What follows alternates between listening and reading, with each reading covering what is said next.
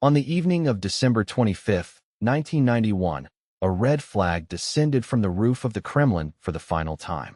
There was no great battle beneath it. No invading army stood in Red Square. No foreign power had stormed Moscow. The empire that had survived civil war, famine, invasion, terror, and the bloodiest conflict in human history was not destroyed by a single enemy. It simply ceased to exist. For nearly 7 decades, the Soviet Union had claimed to be building the future. It had transformed a largely rural empire into an industrial superpower. It had crushed Nazi Germany, launched the first satellite, sent the first human into space, and challenged the United States for control of the modern world. Yet behind the parades, the steel factories, the rockets, and the red banners stood another story. A story of revolution and fear, of impossible sacrifice and ruthless ambition, of millions who believed they were creating a more just society, and millions more who were destroyed in its name. A story in which idealism became power, power became control, and control slowly became paralysis. The Soviet Union did not rise from peace. It was born from collapse. To understand how one of the greatest powers in history could disappear in a matter of months, we must return to a different Russia. A Russia ruled not by party committees and general secretaries, but by an emperor who believed his authority came from God. At the beginning of the 20th century, the Russian Empire stretched across 11 time zones. It covered forests, deserts, mountains, frozen tundra, rich farmland, and ancient cities. It ruled over Russians, Ukrainians, Poles, Finns, Georgians, Armenians, Kazakhs, Tatars, Jews, and dozens of other peoples. On a map, it looked invincible. In reality, it was dangerously fragile. The ruler of this immense empire was Tsar Nicholas II. He was a devoted husband and father, personally polite, deeply religious, and painfully unprepared for the forces gathering around him. Nicholas believed that absolute monarchy was not merely a political system. It was a sacred duty inherited from his ancestors. To surrender power, even to save the monarchy, felt to him like betrayal. But Russia was changing faster than the imperial court could understand. Factories were rising in St. Petersburg, Moscow, the Donbass, and the Urals. Railways carried coal, grain, soldiers, and revolutionary newspapers across the empire. Millions of peasants left their villages to become urban workers. They entered a new world of smoke, machinery, long hours, low wages, and crowded barracks. The old order remained. But beneath it, a new society was forming. Most Russians were still peasants. Many lived only a generation after the end of serfdom. Land was limited. Taxes were heavy. Harvests could fail. Village life was held together by custom, family, and endurance, but also by anger. The peasants wanted land. The workers wanted dignity. The national minorities wanted autonomy or independence. The educated classes wanted reform. And the state answered them with censorship, police surveillance, prisons, and exile. Among the young revolutionaries shaped by this world was Vladimir Ilyich Ulyanov, later known as Lenin. His path toward revolution began with a family tragedy. In 1887, Lenin's older brother Alexander was executed for participating in a plot to assassinate Tsar Alexander III. The event did not make Lenin reject revolution. It convinced him that revolution required something far more disciplined than individual acts of violence. Lenin studied the writings of Karl Marx, who argued that history was driven by class struggle. Marx had expected socialist revolution to emerge from advanced industrial societies. Russia, however, was poor, rural, and ruled by an autocracy. Lenin believed Russia could break the pattern. He imagined a small, highly organized party of professional revolutionaries. They would not wait for history. They would force it forward. This belief would eventually reshape the world. But first, the Russian Empire had to be shaken. The first great warning came in 1904, when Russia went to war with Japan. The imperial government expected an easy victory over an Asian power it underestimated. Instead, Russian armies suffered humiliation. The Baltic fleet sailed halfway around the world only to be destroyed at the Battle of Tsushima. The defeat damaged more than military prestige. It exposed the weakness of the state. On January 22, 1905, thousands of workers marched peacefully toward the Winter Palace in St. Petersburg. They carried religious icons and portraits of the Tsar. Their leader, Father Georgy Gapon, hoped to present a petition asking for better working conditions, civil rights, and an end to the war. Many marchers still believed the Tsar would listen. Soldiers opened fire. The exact number of dead remains uncertain, but the event became known as Bloody Sunday. The image of the Tsar as the loving father of his people was shattered. Strikes spread. Peasants attacked estates. Sailors mutinied. Workers formed councils called Soviets. For the first time, the word that would later define the new state entered political history as a living institution. Nicholas survived by promising reform. He created a parliament, the Duma, and issued the October Manifesto, which offered limited civil freedoms. But the monarchy did not truly accept the new order. The Tsar repeatedly dissolved the Duma when it resisted him. Elections were altered. Police repression returned. Reform and reaction existed side by side, each weakening trust in the other. Russia appeared to recover. Industrial growth resumed. Cities expanded. The government of Pyotr Stolypin attempted to create a stronger class of independent peasants. For a moment, it seemed possible that the empire might modernize without revolution. Then came 1914. The assassination of Archduke Franz Ferdinand in Sarajevo triggered a chain of alliances, ultimatums, mobilizations, and fear. Russia entered the First World War against Germany and Austria-Hungary. At first, crowds filled the streets with patriotic enthusiasm. Political divisions faded. St. Petersburg was renamed Petrograd to sound less German. The government promised victory. But modern war consumed men and resources on a scale the empire could not sustain. Russian soldiers fought with extraordinary courage, yet they were often poorly supplied. Some units lacked rifles. Officers were uneven in quality. Railways struggled to move food, ammunition, and reinforcements across enormous distances. Defeats mounted. In 1915, Nicholas II made a decision that tied the survival of the monarchy directly to the war. He left the capital and took personal command of the army. From that moment, every military failure became his failure. Back in Petrograd, Empress Alexandra became increasingly influential. Her dependence on the mysterious holy man Grigory Rasputin damaged the court's reputation. Rumors spread wildly. Some were exaggerated or false.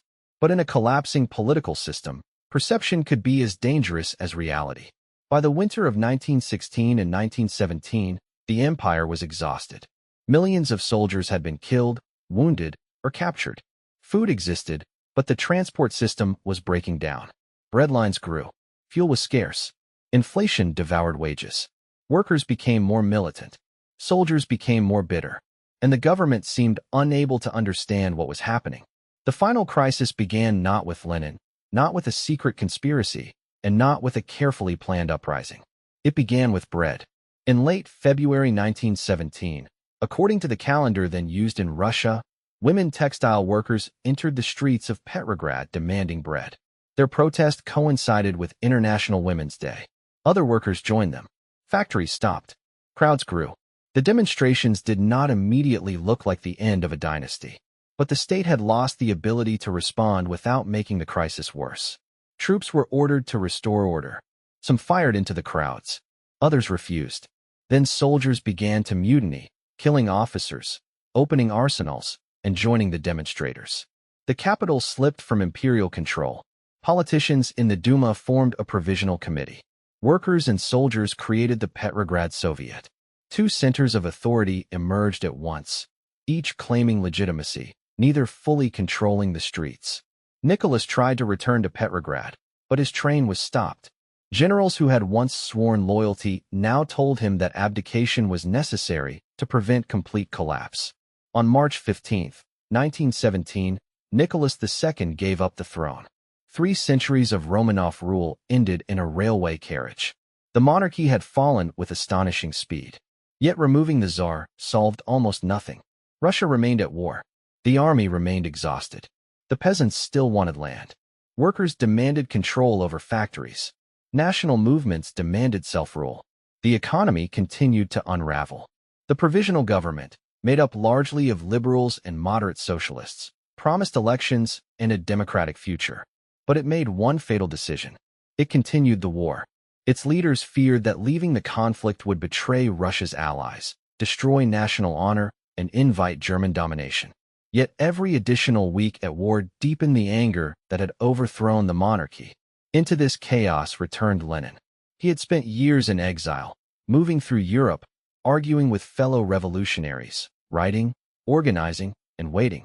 Germany, hoping he would destabilize Russia, allowed him to cross its territory in a sealed train. When Lenin arrived at Petrograd's Finland station in April 1917, even some members of his own Bolshevik party were shocked by his message. No support for the provisional government. No continuation of the war. All power to the Soviets. Land to the peasants. Peace, bread, and power. Lenin understood something many of his rivals did not. The revolution had not created stability.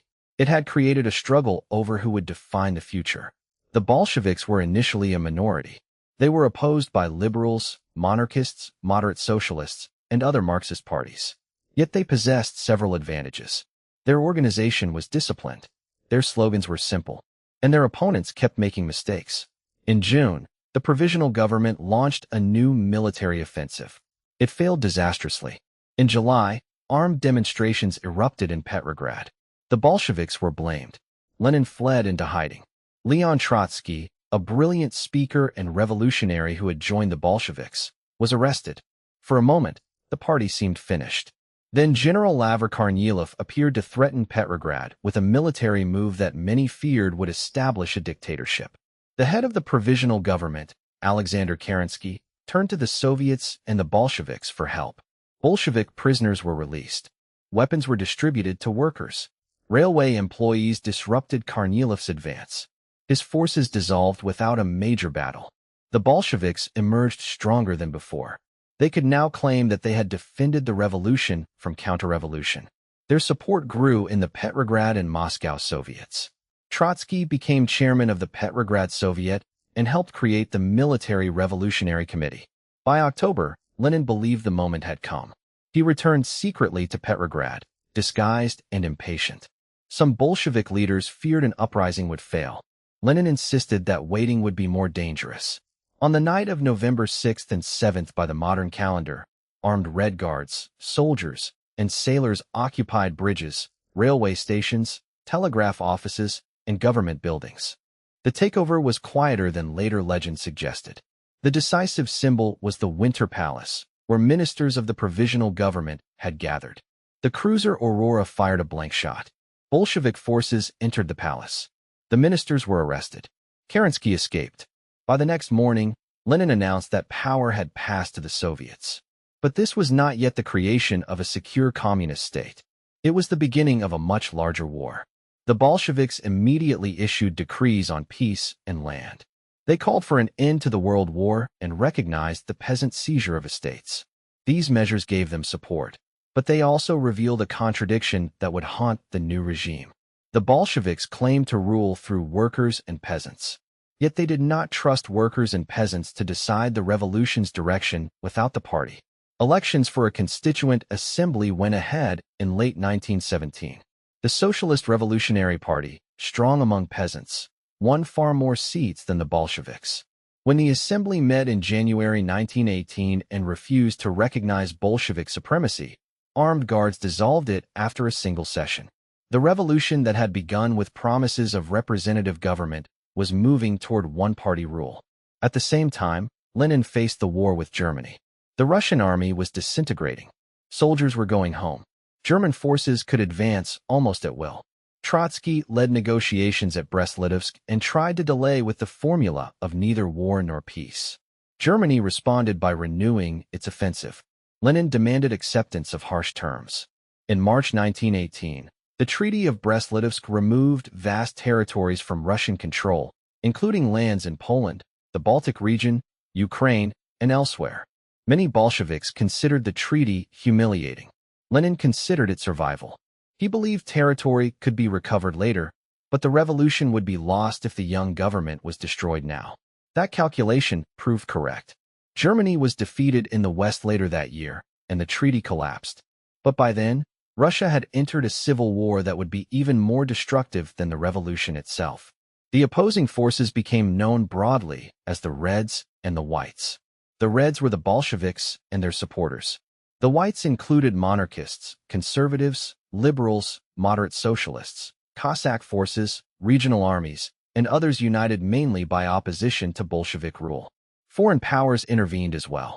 British, French, American, Japanese, and other troops entered parts of the former empire, partly to reopen the Eastern Front, protect military supplies, or prevent Bolshevism from spreading. Yet the anti-Bolshevik cause suffered from deep divisions.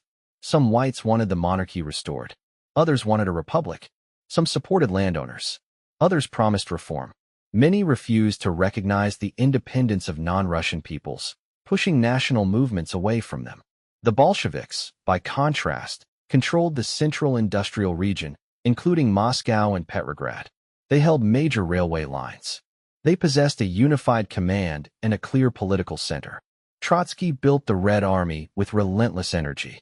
He traveled in an armored train, moving from front to front, delivering speeches, enforcing discipline, and recruiting former imperial officers whose expertise was supervised by political commissars. The Red Army grew into a force of millions. But victory required more than armies. It required control over food, information, movement, and fear. The Bolsheviks called their emergency economic system war communism. Factories were nationalized. Private trade was restricted. Grain was seized from peasants to feed cities and armies. Money lost much of its value. The state attempted to direct the economy through command and coercion. To Bolshevik leaders, these measures were necessary in a struggle for survival. To many peasants, they looked like another army arriving to take the harvest. Resistance spread. Villagers hid grain, reduced planting, attacked requisition teams, or joined armed revolts. The state answered with force. In December 1917, the Bolsheviks had created the Chayka, an emergency secret police led by Felix Dzerzhinsky. During the Civil War, it became an instrument of political terror. Suspected enemies were arrested, held as hostages, or executed. The Red Terror expanded after assassination attempts and attacks on Bolshevik officials, including the shooting of Lenin in 1918. The Whites also committed mass violence, including executions, reprisals, and anti-Semitic pogroms that killed many thousands of Jews. The Civil War was not a clean contest between two disciplined governments. It was a landscape of armies, local warlords, hunger, disease, ethnic conflict, revenge, and shifting loyalties. Ordinary people were trapped between forces that demanded food, horses, labor, and obedience. The former imperial family became part of this violence. After abdication, Nicholas II, Alexandra, and their children were held under guard. In July 1918, as white forces approached Ekaterinburg, local Bolsheviks executed the family in the basement of the Ipatiev house. The killings were secretive and chaotic. The bodies were hidden. Rumors and false survivors appeared for decades. The Romanov dynasty had already fallen. Now its last ruling family was gone. By 1919, the Whites launched major offensives from several directions. Admiral Alexander Kolchak advanced from Siberia. General Anton Denikin moved north from the south. General Nikolai Yudenik threatened Petrograd. For a time, the Bolshevik position looked desperate. But the White advances were poorly coordinated. Their forces stretched beyond their supply lines. Peasants often feared that White victory would restore landlords. National minorities distrusted their commitment to a united Russia. Red resistance hardened. One by one, the offensives failed. Kolchak was captured and executed. Denikin retreated. Yudenik was stopped near Petrograd. Baron Pyotr Wrangel held Crimea until 1920, when Red forces broke through and tens of thousands fled by sea. The Civil War was effectively won. But victory revealed the condition of the country the Bolsheviks had conquered. Industrial production had collapsed. Cities had lost population as workers returned to villages in search of food. Railways were damaged. Disease spread. Orphans wandered through stations and ruined towns. Agriculture was devastated by war, requisitioning, drought, and disorder. Then came famine. The famine of 1921 and 1922 struck especially hard in the Volga and Ural regions. Millions suffered. International relief, including aid organized by the American Relief Administration, fed enormous numbers of people. The regime that promised bread presided over starvation. And even loyal centers of the revolution began to rebel. In March 1921, Sailors at the Kronstadt naval fortress rose against Bolshevik rule. Many had once been celebrated as heroes of the revolution. They demanded freer Soviet elections, civil liberties for socialist parties, and relief from economic controls. Lenin and Trotsky saw the revolt as a mortal threat. Red Army troops crossed the frozen Gulf of Finland under fire. The fortress was taken. Thousands were killed, imprisoned, or forced into exile. Kronstadt sent a message that could not be ignored. The Bolsheviks had won the Civil War, but they could not continue governing the economy as though the emergency would never end. Lenin reversed course. The new economic policy, known as the NEP, replaced grain requisitioning with a tax. Peasants could sell surplus produce. Small private businesses reopened. Markets returned. State control remained over heavy industry, banking, and foreign trade, but limited capitalism was permitted. To hardline communists, it looked like retreat. Lenin called it temporary. The economy began to recover. Markets filled again. Cafes, workshops, and small traders appeared. A new group of private merchants, the so-called NEP men, became symbols of both recovery and ideological discomfort. The party allowed economic flexibility while tightening political control. Opposition parties were suppressed. Factions within the Communist Party were banned. The secret police changed names, but not its essential purpose. Censorship expanded. The state increasingly controlled public life.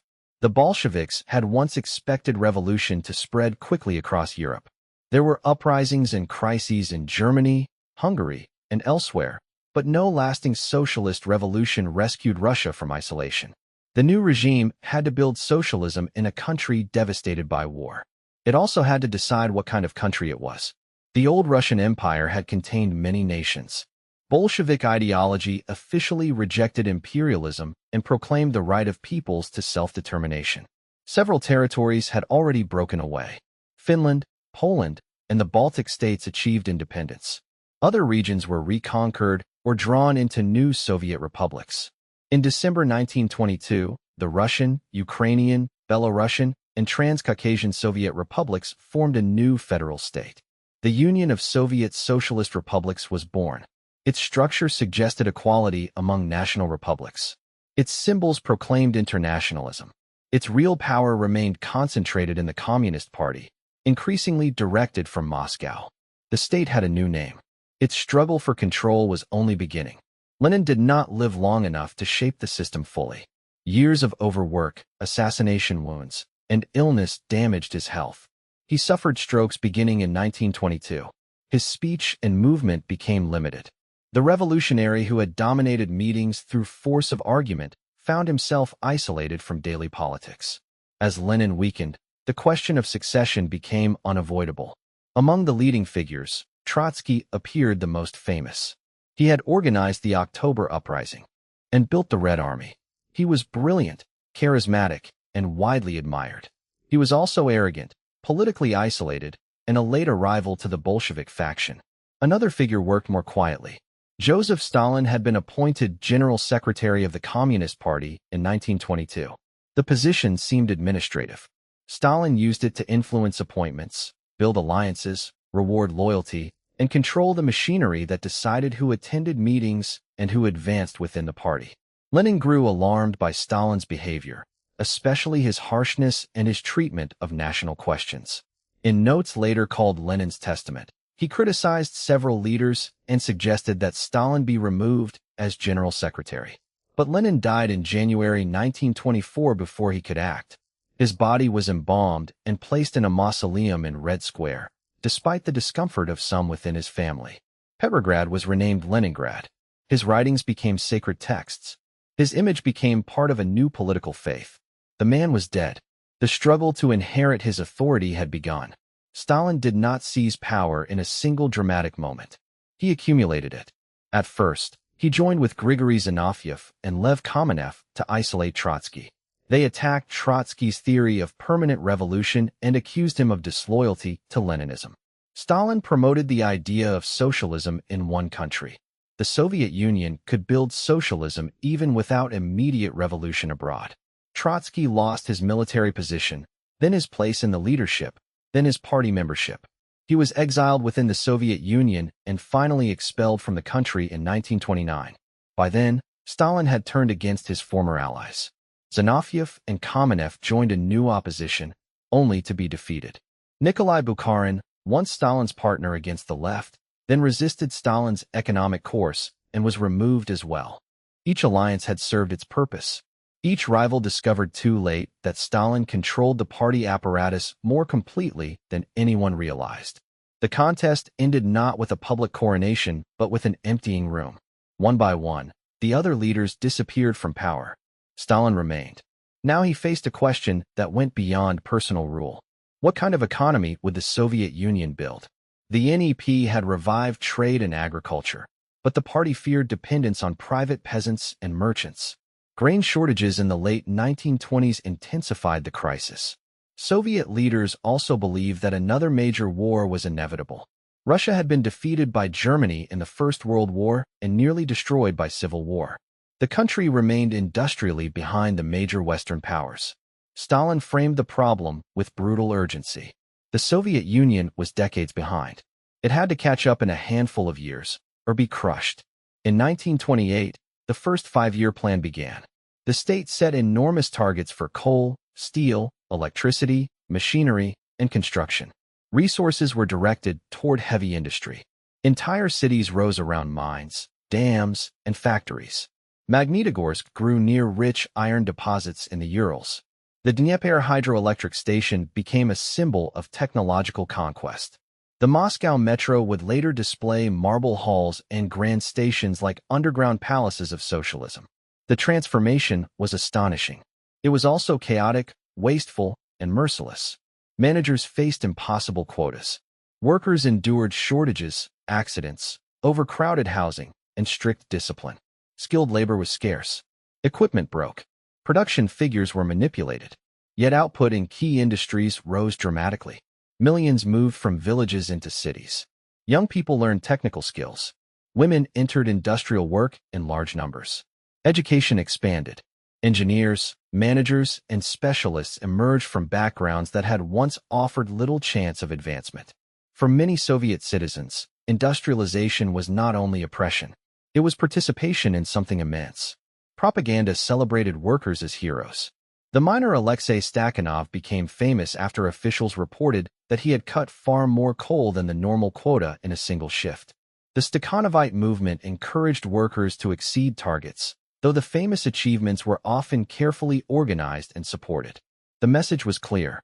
The new Soviet person would defeat old limits through discipline, enthusiasm, and sacrifice.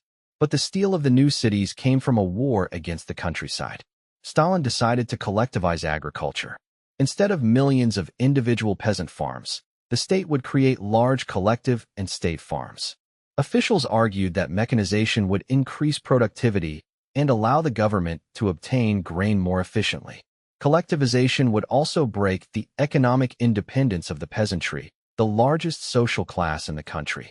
The campaign began with an assault on so-called kulaks, officially wealthier peasants accused of exploiting others. In practice, the label could be applied broadly to anyone who resisted, owned a little more property, hired seasonal labor, possessed livestock, or simply attracted local hostility. Families were dispossessed. Homes were searched. Grain, tools, animals, and belongings were confiscated.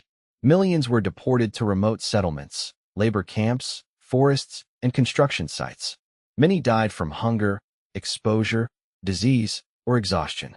Resistance was widespread. Peasants slaughtered animals rather than surrender them. They hid crops, burned property, attacked officials, and abandoned villages. Livestock numbers collapsed. Agricultural knowledge was disrupted. Local officials, terrified of being accused of weakness, competed to force households into collectives faster than conditions allowed. The result was catastrophe. By 1932 and 1933, severe famine struck major grain-producing regions, including Ukraine, Kazakhstan, the North Caucasus, the Volga region, and parts of Russia.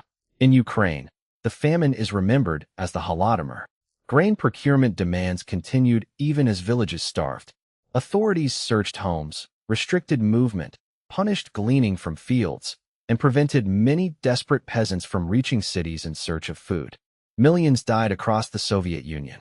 The precise numbers and the question of intent remain subjects of historical debate, especially regarding whether the Ukrainian famine should be understood as genocide.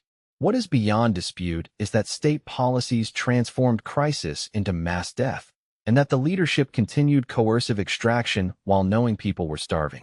In Kazakhstan, forced settlement and collectivization devastated a nomadic society. A vast share of the Kazakh population died or fled. Herds vanished. A way of life built over generations was shattered. The Soviet Union was industrializing. The countryside was paying the price. The regime denied the famine publicly. Foreign visitors were shown selected sites. Journalists who reported the truth faced pressure or disbelief. Grain exports continued, though at reduced levels, because the state needed foreign currency and wanted to maintain its plans. The silence became part of the system. A disaster could exist in every village and still officially not exist at all. By the mid-1930s, collective farming had become the dominant structure. The state gained greater control over grain. Peasants were tied to collective farms through administrative restrictions and internal passports that often excluded them. Private garden plots helped families survive, revealing a contradiction at the heart of Soviet agriculture. Tiny private spaces could be more productive than vast official fields. Industrialization continued at an immense pace. New factories produced tractors, tanks, aircraft, and machine tools. The Soviet Union became one of the world's major industrial powers.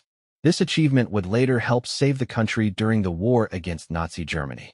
But the transformation did not satisfy Stalin. Economic control was not enough.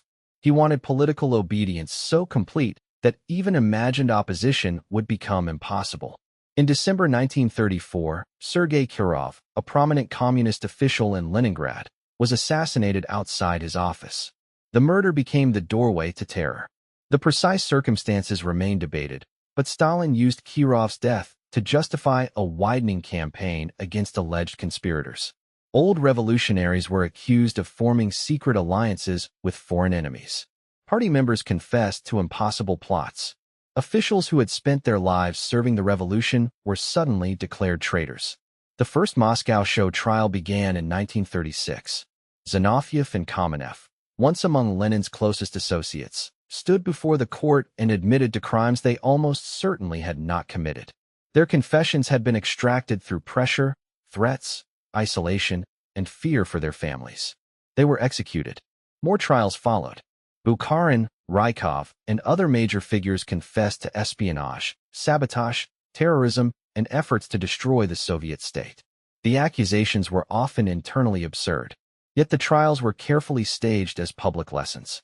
The revolution, the state insisted, was surrounded by hidden enemies. Only vigilance could save it. Behind the theatrical proceedings, the violence expanded far beyond famous leaders.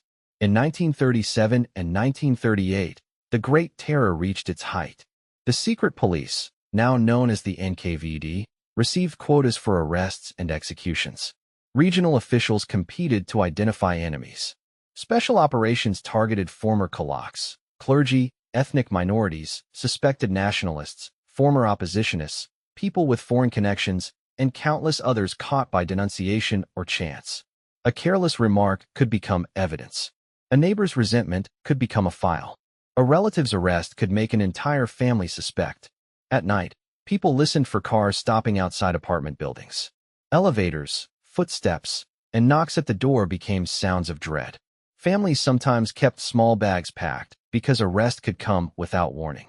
Those taken were interrogated, often tortured, and pressured to name others. Every confession widened the circle. Some prisoners invented names to end the pain. Others signed statements they never read.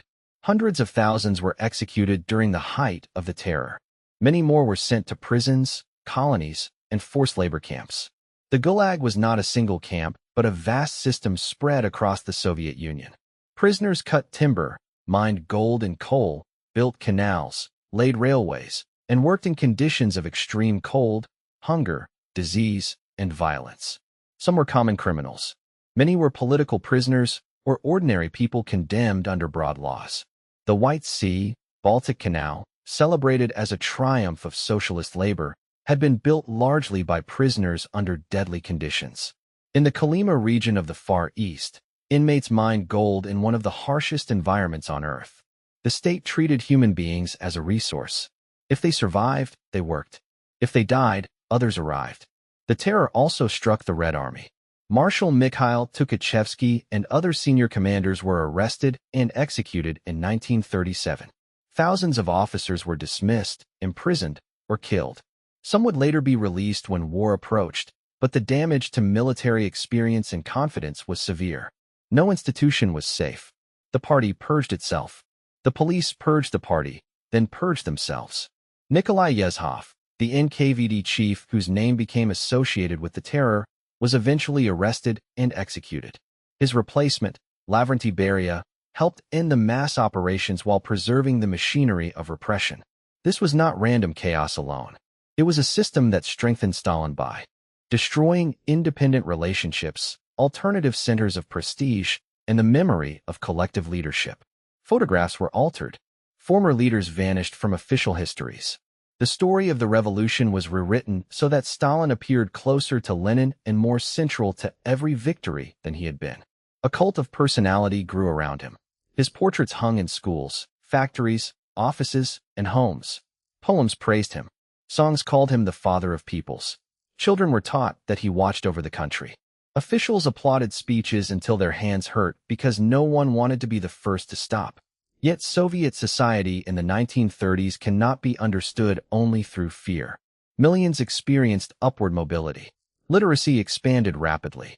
Universities and technical institutes trained a new generation.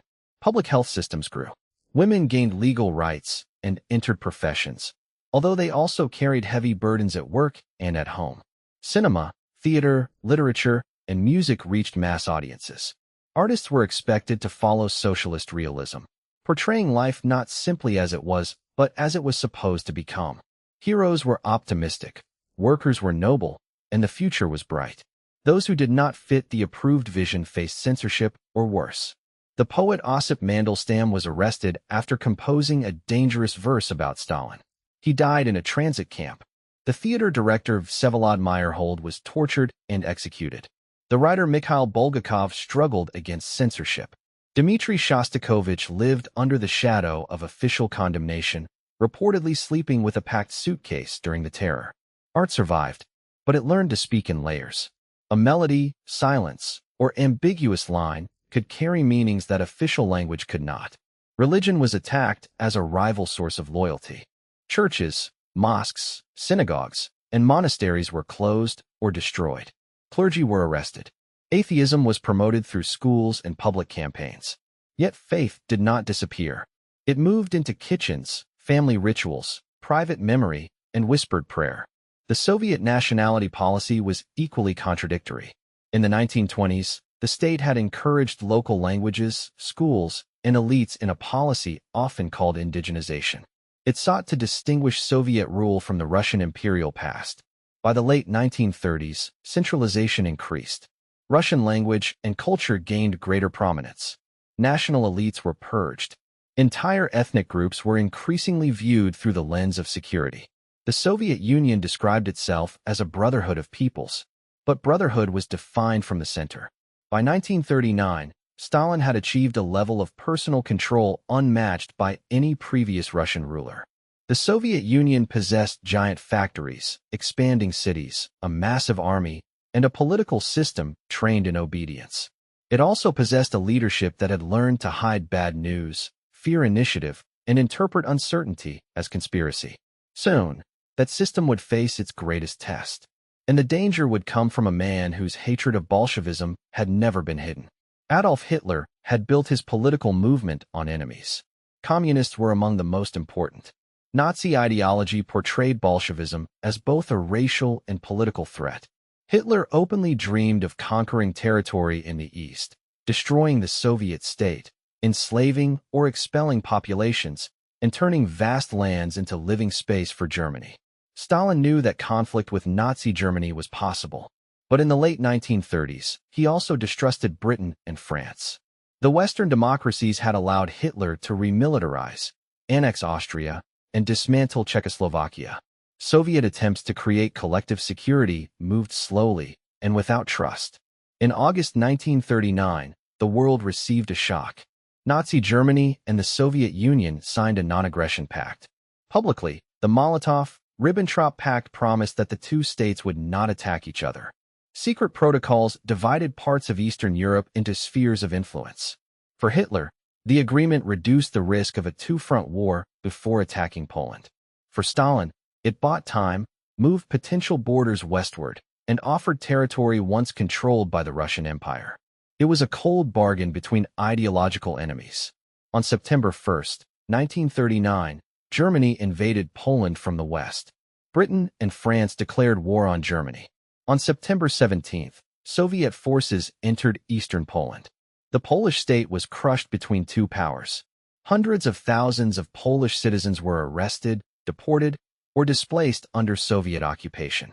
In 1940, the NKVD executed thousands of Polish officers, officials, and intellectuals at Katyn and other sites. For decades, Soviet authorities blamed the killings on Nazi Germany. The pact also opened the way for Soviet expansion elsewhere. The Baltic states were pressured into allowing Soviet bases and were annexed in 1940 after controlled political transformations. Romania was forced to surrender Bessarabia and northern Bukovina.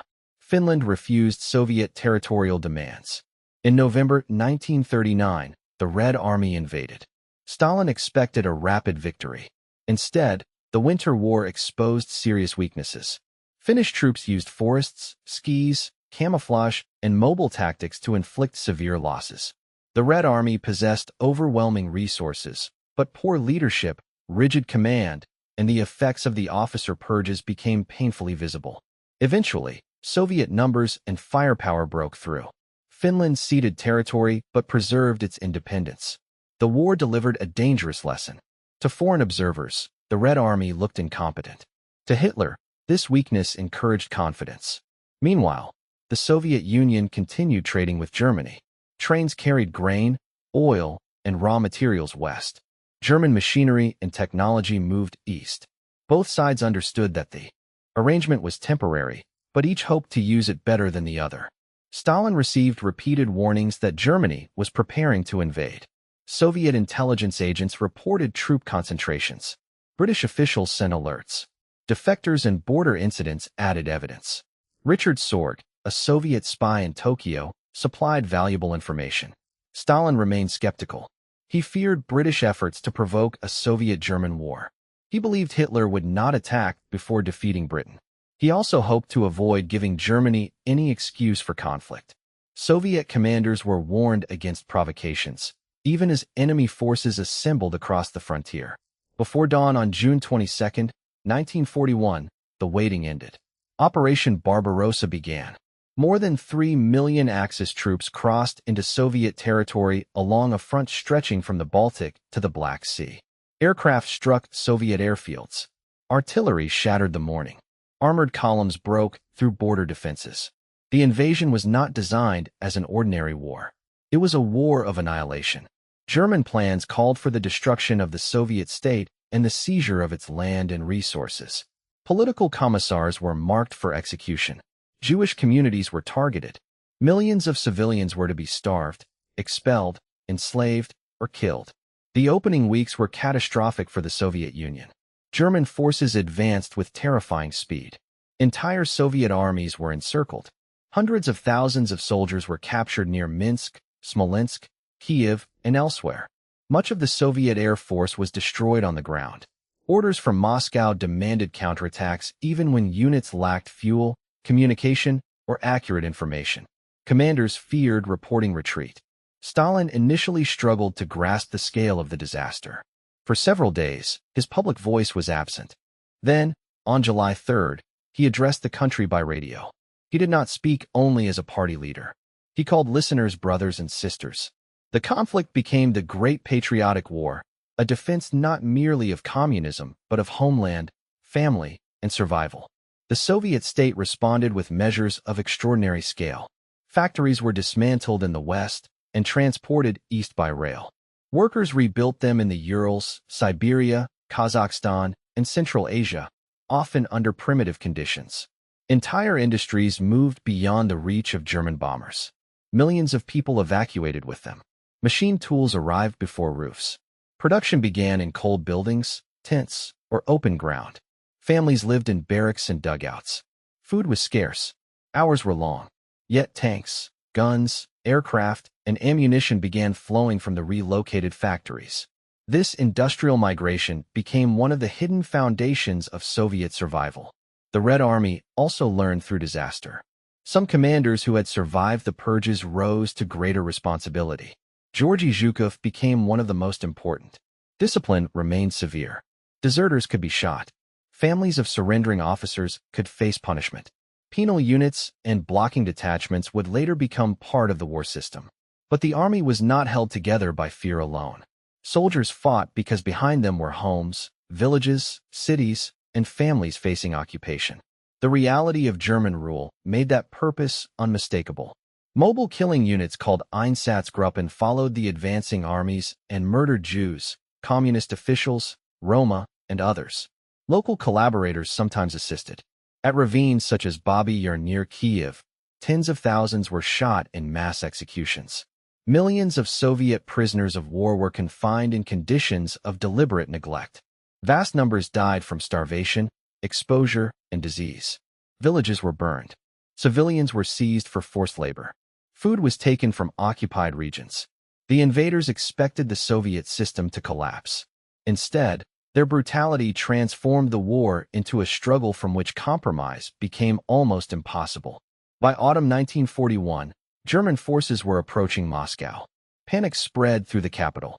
Government offices and factories prepared to evacuate. Records were burned. Some officials fled. The Moscow metro became an air raid shelter crowded with families. Stalin chose to remain.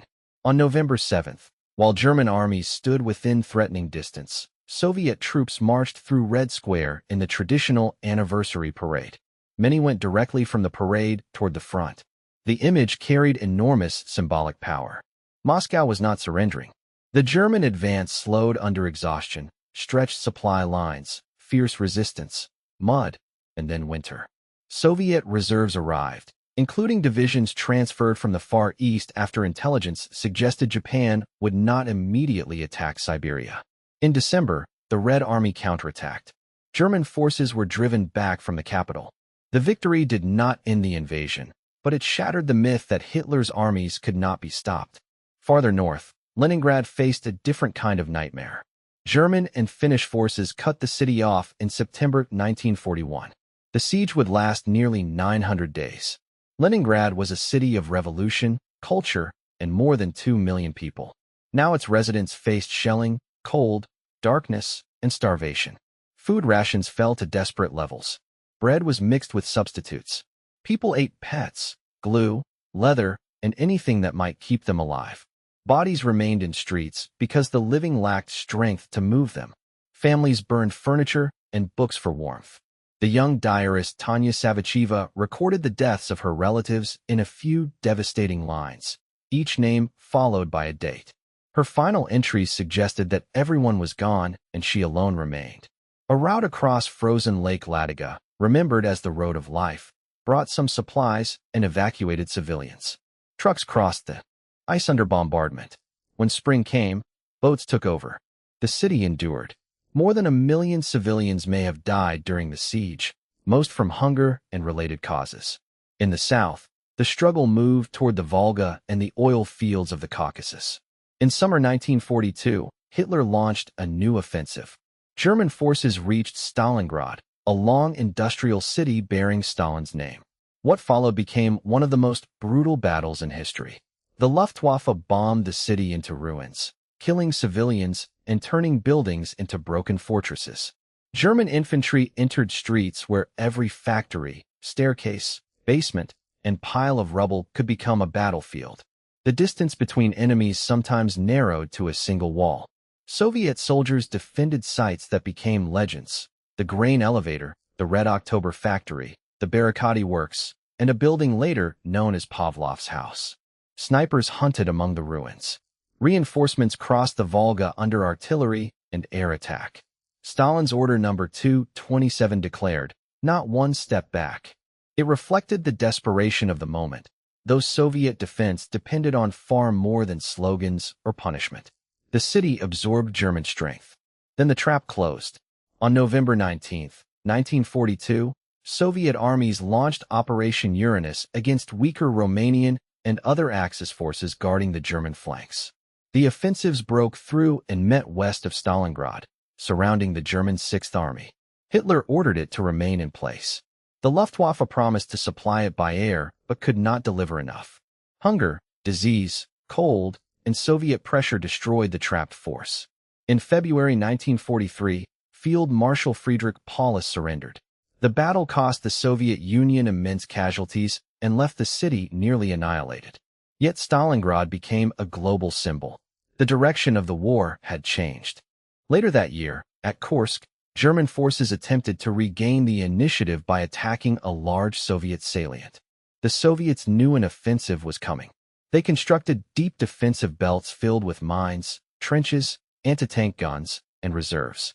The Battle of Kursk became one of the largest armored clashes of the war. German forces gained ground, but could not achieve the breakthrough they needed. Soviet counteroffensives followed. From that point onward, the Red Army moved generally west. Its victories came at staggering cost. The Soviet Union mobilized society on a scale difficult to imagine. Women worked in factories, farms, hospitals, anti-aircraft units, communications, and combat roles. Female pilots served in famous regiments, including night bomber crews nicknamed the Night Witches by their enemies. Women fought as snipers, medics, and partisans. Partisan warfare expanded behind German lines.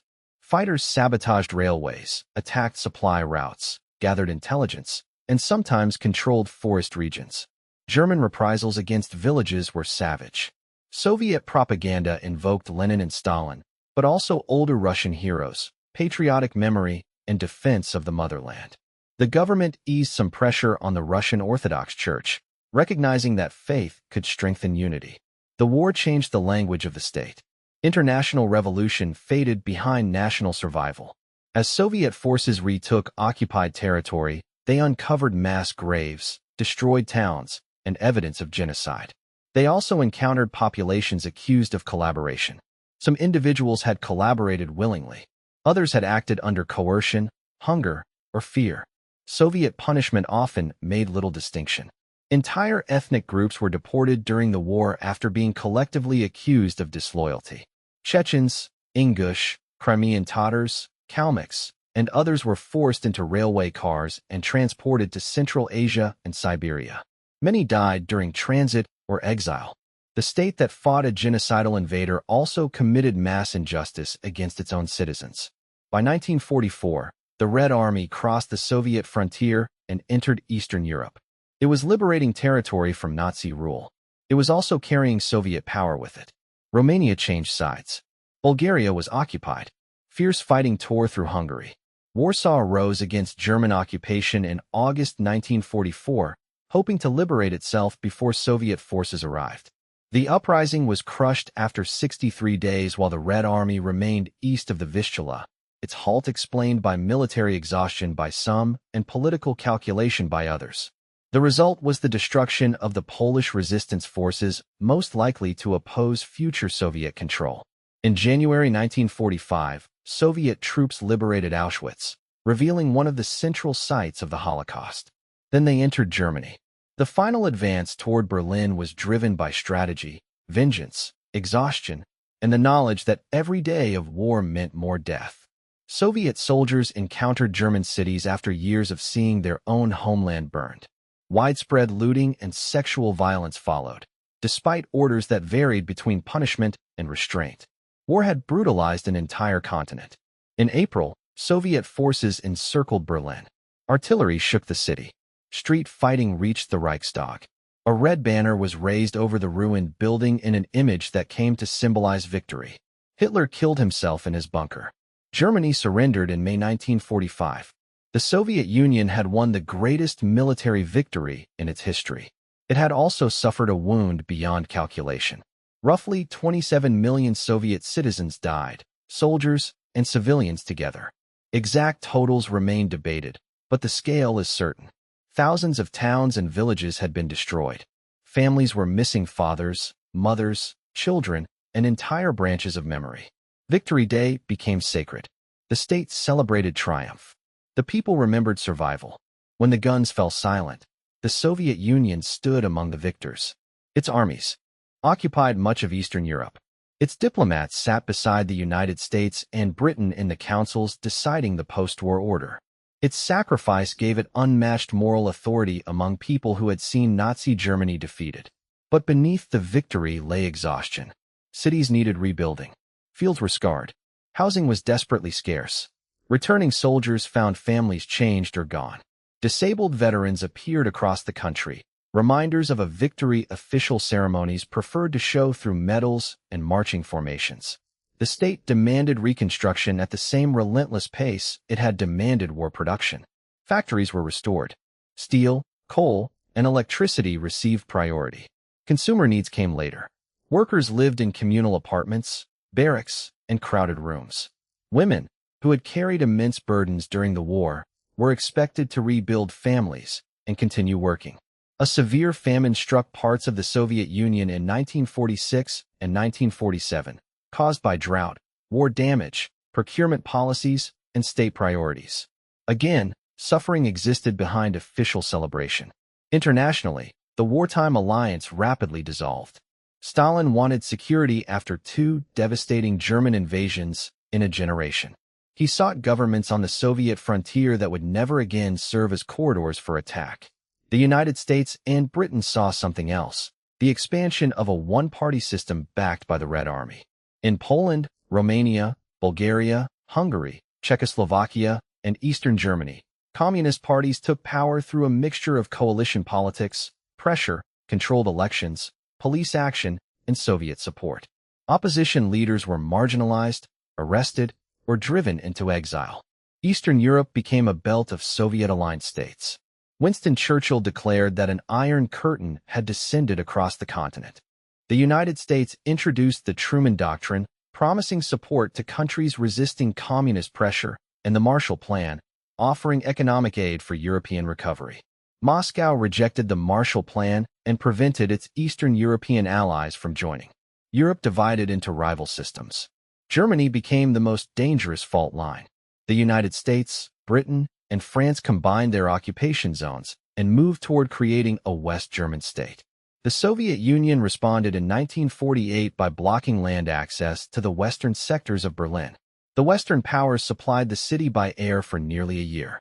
Transport planes landed in constant rhythm, carrying food, coal, and medicine. Stalin ended the blockade without forcing the West out. Soon there were two German states: the Federal Republic of Germany in the west and the German Democratic Republic in the east. The Cold War had begun. It was called cold because the two superpowers did not fight each other directly in a full-scale war. For millions elsewhere, it would be anything but cold. In 1949, the Soviet Union tested its first atomic bomb, ending the American nuclear monopoly. The test came earlier than many in the West expected, assisted by Soviet scientific achievement and intelligence gathered from the American nuclear program. Now both sides possessed weapons capable of destroying cities in an instant. The balance of fear entered history. That same year, communist forces led by Mao Zedong won the Chinese Civil War. The creation of the People's Republic of China seemed to confirm that global power was shifting. In 1950, North Korea invaded South Korea. The war drew in the United States and its allies, while China intervened on the communist side. The Soviet Union supported North Korea materially, but avoided direct, open conflict with American forces. The Korean War ended near where it began, leaving millions dead and the peninsula divided. The superpowers had discovered the pattern of the new age. They would compete through allies, arms, intelligence services, propaganda, and proxy wars, always under the shadow of nuclear escalation. Inside the Soviet Union, wartime relaxation ended. Prisoners liberated from German camps or returning from forced labor abroad were screened by Soviet authorities. Some were accused of collaboration merely because they had survived captivity. Former prisoners of war could face suspicion, discrimination, or imprisonment. Stalin revived ideological campaigns. Intellectuals were accused of insufficient patriotism or admiration for the West. Jewish writers and cultural figures were targeted in increasingly anti-Semitic actions. The Jewish Anti-Fascist Committee, which had helped build support for the Soviet war effort, was dismantled. Several of its leading members were executed in 1952. Then came the doctors' plot. In January 1953, prominent doctors, many of them Jewish, were accused of conspiring to murder Soviet leaders through false treatment. The charges were fabricated. Fear spread that a larger purge or mass deportation might follow. Before the campaign could reach its possible conclusion, Stalin suffered a stroke. He was found on the floor of his dacha in early March 1953. Guards had been afraid to enter without orders. Senior officials arrived, uncertain whether to summon doctors quickly, perhaps remembering that doctors themselves had become political suspects. Stalin died on March 5th. The news produced real grief. Millions had known no other leader. His image had been woven into childhood, victory, national pride, and the language of everyday life. Crowds surged through Moscow to view his body. In the crush, people were killed. Others received the news in prison camps or exile with disbelief, fear, or quiet hope. The ruler who had controlled the Soviet Union for nearly 3 decades was gone. But the system he created remained. Its leaders now faced a question no one had been allowed to ask openly. What would the Soviet Union become without Stalin? The succession began as a collective arrangement. Georgy Malenkov became head of government. Lavrentiy Beria controlled the security apparatus. Vyacheslav Molotov remained a major figure. Nikita Khrushchev, underestimated by many of his rivals, built support within the party. Beria moved quickly after Stalin's death. He announced an amnesty for many prisoners, criticized parts of the terror, and suggested reforms that alarmed other leaders. They feared that the man who controlled the police could control them all. In June 1953, Beria was arrested during a leadership meeting with the support of military officers, including Marshal Zhukov. He was later tried in secret and executed. The secret police had lost its most feared master. But the deeper reckoning came 3 years later. In February 1956, delegates gathered for the 20th Congress of the Communist Party. The formal sessions ended. Then selected members were called into a closed meeting. Khrushchev took the podium. For hours, he denounced Stalin's cult of personality, his abuse of power, the torture of party members, and the destruction of loyal communists. He did not condemn the entire Soviet system. He protected Lenin's legacy, defended collectivization in broad terms, and focused heavily on crimes against the party elite. Even so, the speech was explosive. For decades, Stalin had been presented as wise, infallible, and almost superhuman. Now the new leader of the Soviet Union declared that the father of peoples had been responsible for monstrous violations. Delegates listened in shock. The speech was secret, but copies circulated through the party, and its contents spread across the Soviet bloc and the world. De-Stalinization began. Many prisoners were released from the Gulag. Cases were reviewed. Survivors returned to cities where their apartments had been occupied and their families had learned to live without them. Some found their names cleared. Others discovered that rehabilitation could not restore lost years, health, or relatives. The change reached public culture. Writers explored previously forbidden themes. The novel One Day in the Life of Ivan Denisovich by Alexander Solzhenitsyn described a single day in a labor camp and was published with official approval in 1962. Stalin's body was eventually removed from the mausoleum and buried near the Kremlin wall. Cities and institutions bearing his name were renamed. The thaw was real, but it had limits.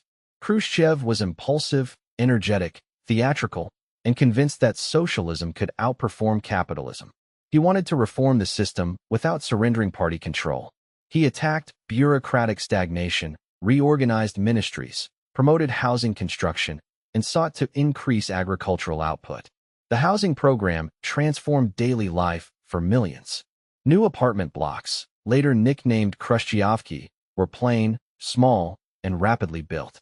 They lacked the grandeur of Stalinist architecture. But for families leaving barracks or communal apartments, a private kitchen, bathroom, and front door could feel revolutionary.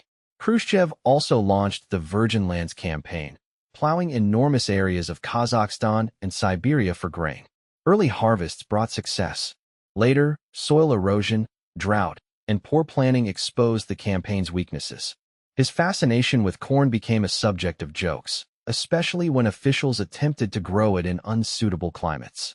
Yet Khrushchev's optimism reflected something larger. The Soviet Union was no longer a ruined country struggling merely to survive. It was becoming a modern urban society. Education expanded. Science carried prestige. Factories produced televisions, refrigerators, and consumer goods in increasing numbers, though shortages remained common. Families vacationed at sanatoriums or traveled by train.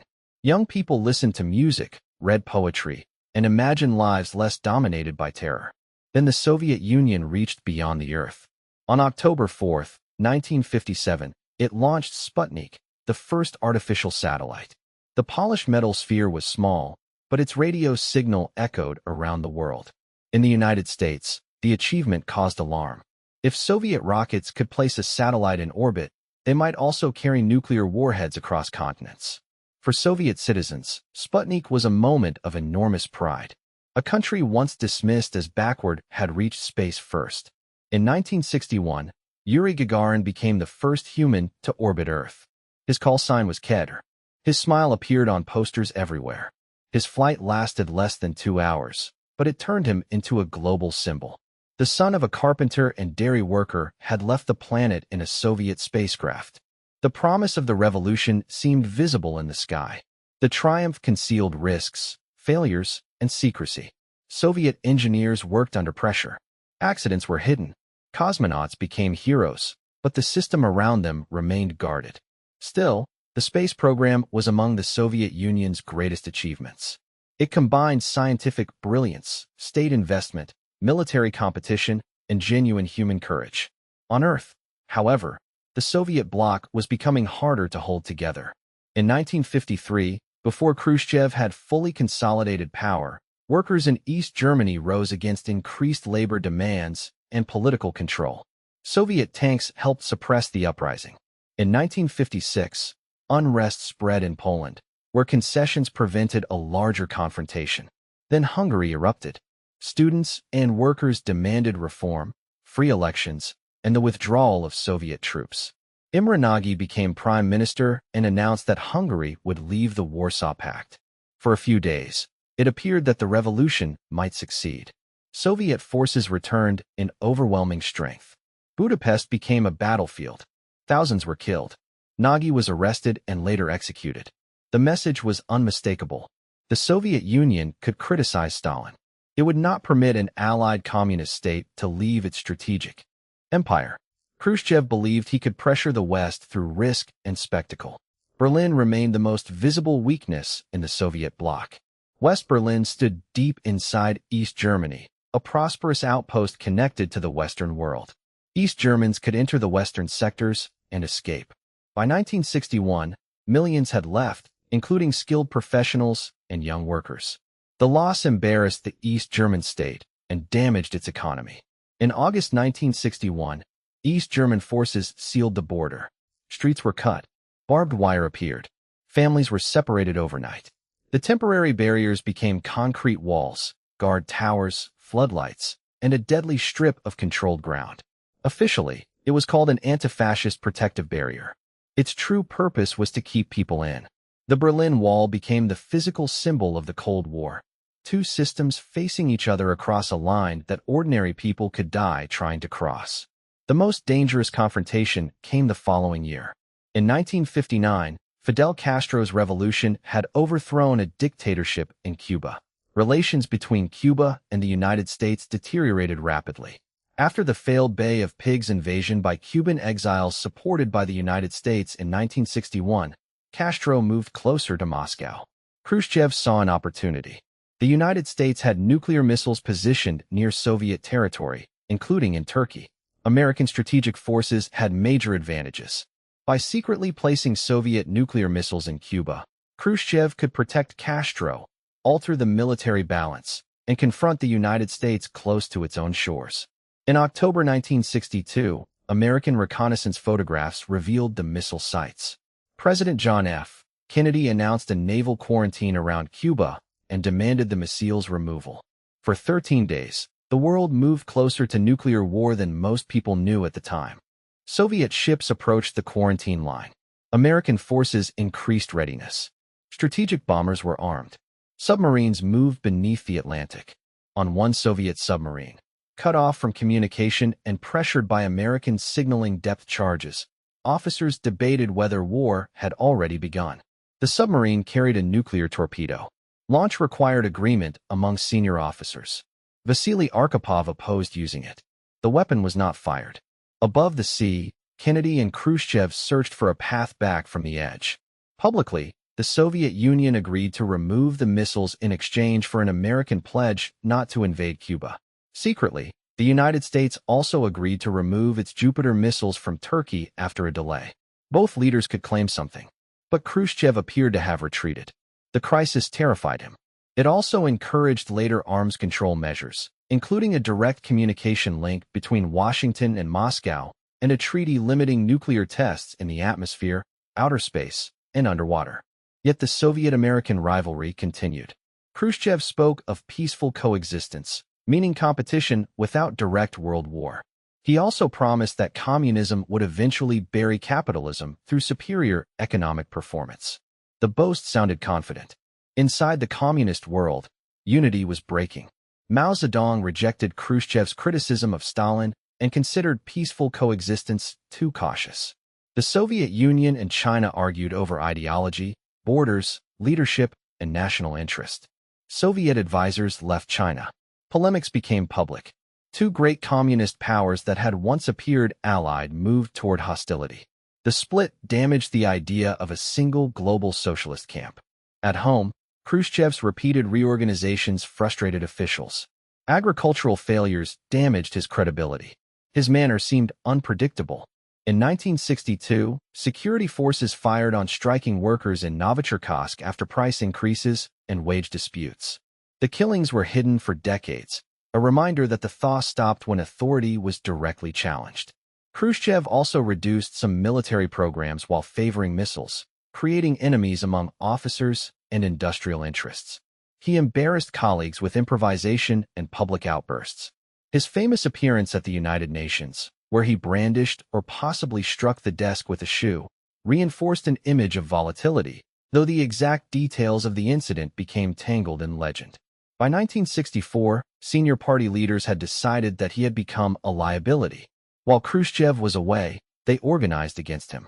He returned to Moscow and faced a list of accusations: administrative chaos, economic mistakes, recklessness, and personal arrogance. Unlike the succession struggles of Stalin's era, there were no executions. Khrushchev was forced into retirement. He spent his remaining years in relative isolation, dictating memoirs and reflecting on a system he had tried to change but could not control. His removal revealed an important transformation. The Soviet leadership no longer wanted a ruler who could terrorize everyone below him. It wanted stability. The man chosen to provide it was Leonid Brezhnev. At first, stability felt like relief. Over time, it would become something else. Brezhnev did not arrive with Khrushchev's restless energy or Stalin's murderous intensity. He preferred consensus, ceremony, and predictable relationships among the elite. Power was shared among senior officials, though Brezhnev gradually became dominant as general secretary. The new leadership promised collective rule. It also promised that officials would no longer live under the constant threat of sudden reorganization or arrest. For the party bureaucracy, this was reassuring.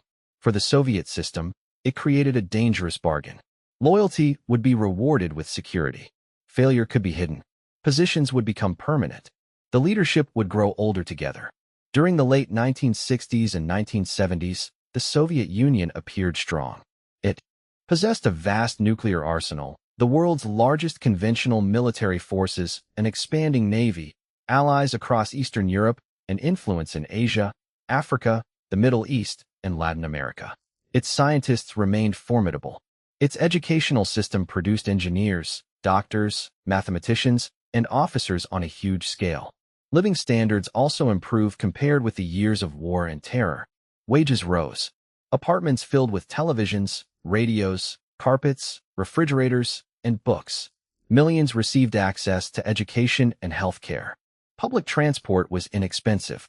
Employment was guaranteed in practice. Basic food, rent, and utilities were heavily subsidized. For many Soviet families, Life became safer and more stable than anything their parents had known. A child born under Brezhnev might grow up without experiencing civil war, forced collectivization, mass terror, or foreign invasion. This mattered.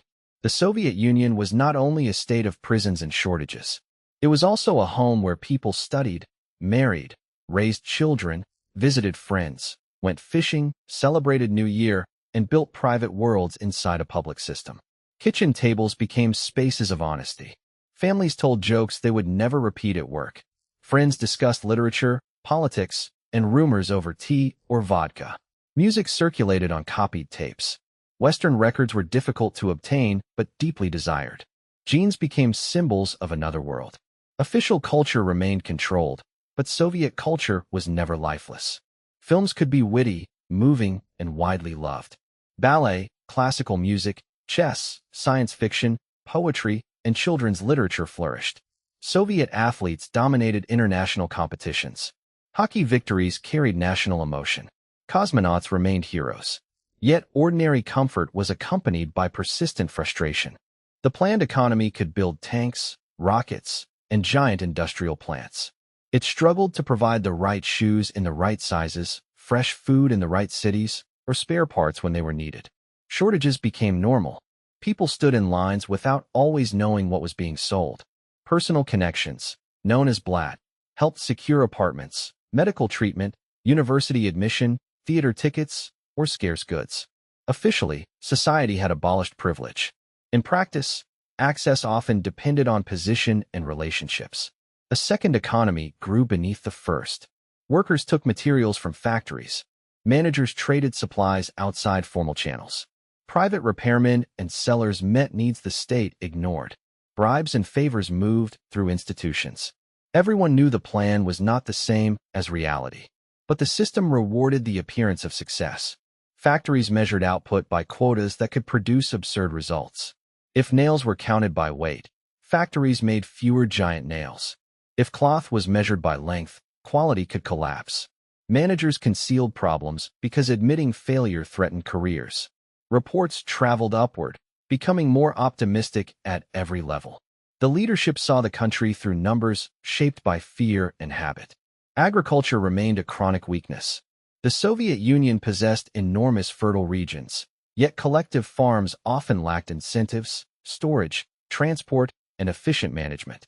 Grain imports from the West became necessary, an embarrassing dependence for a state that claimed economic superiority.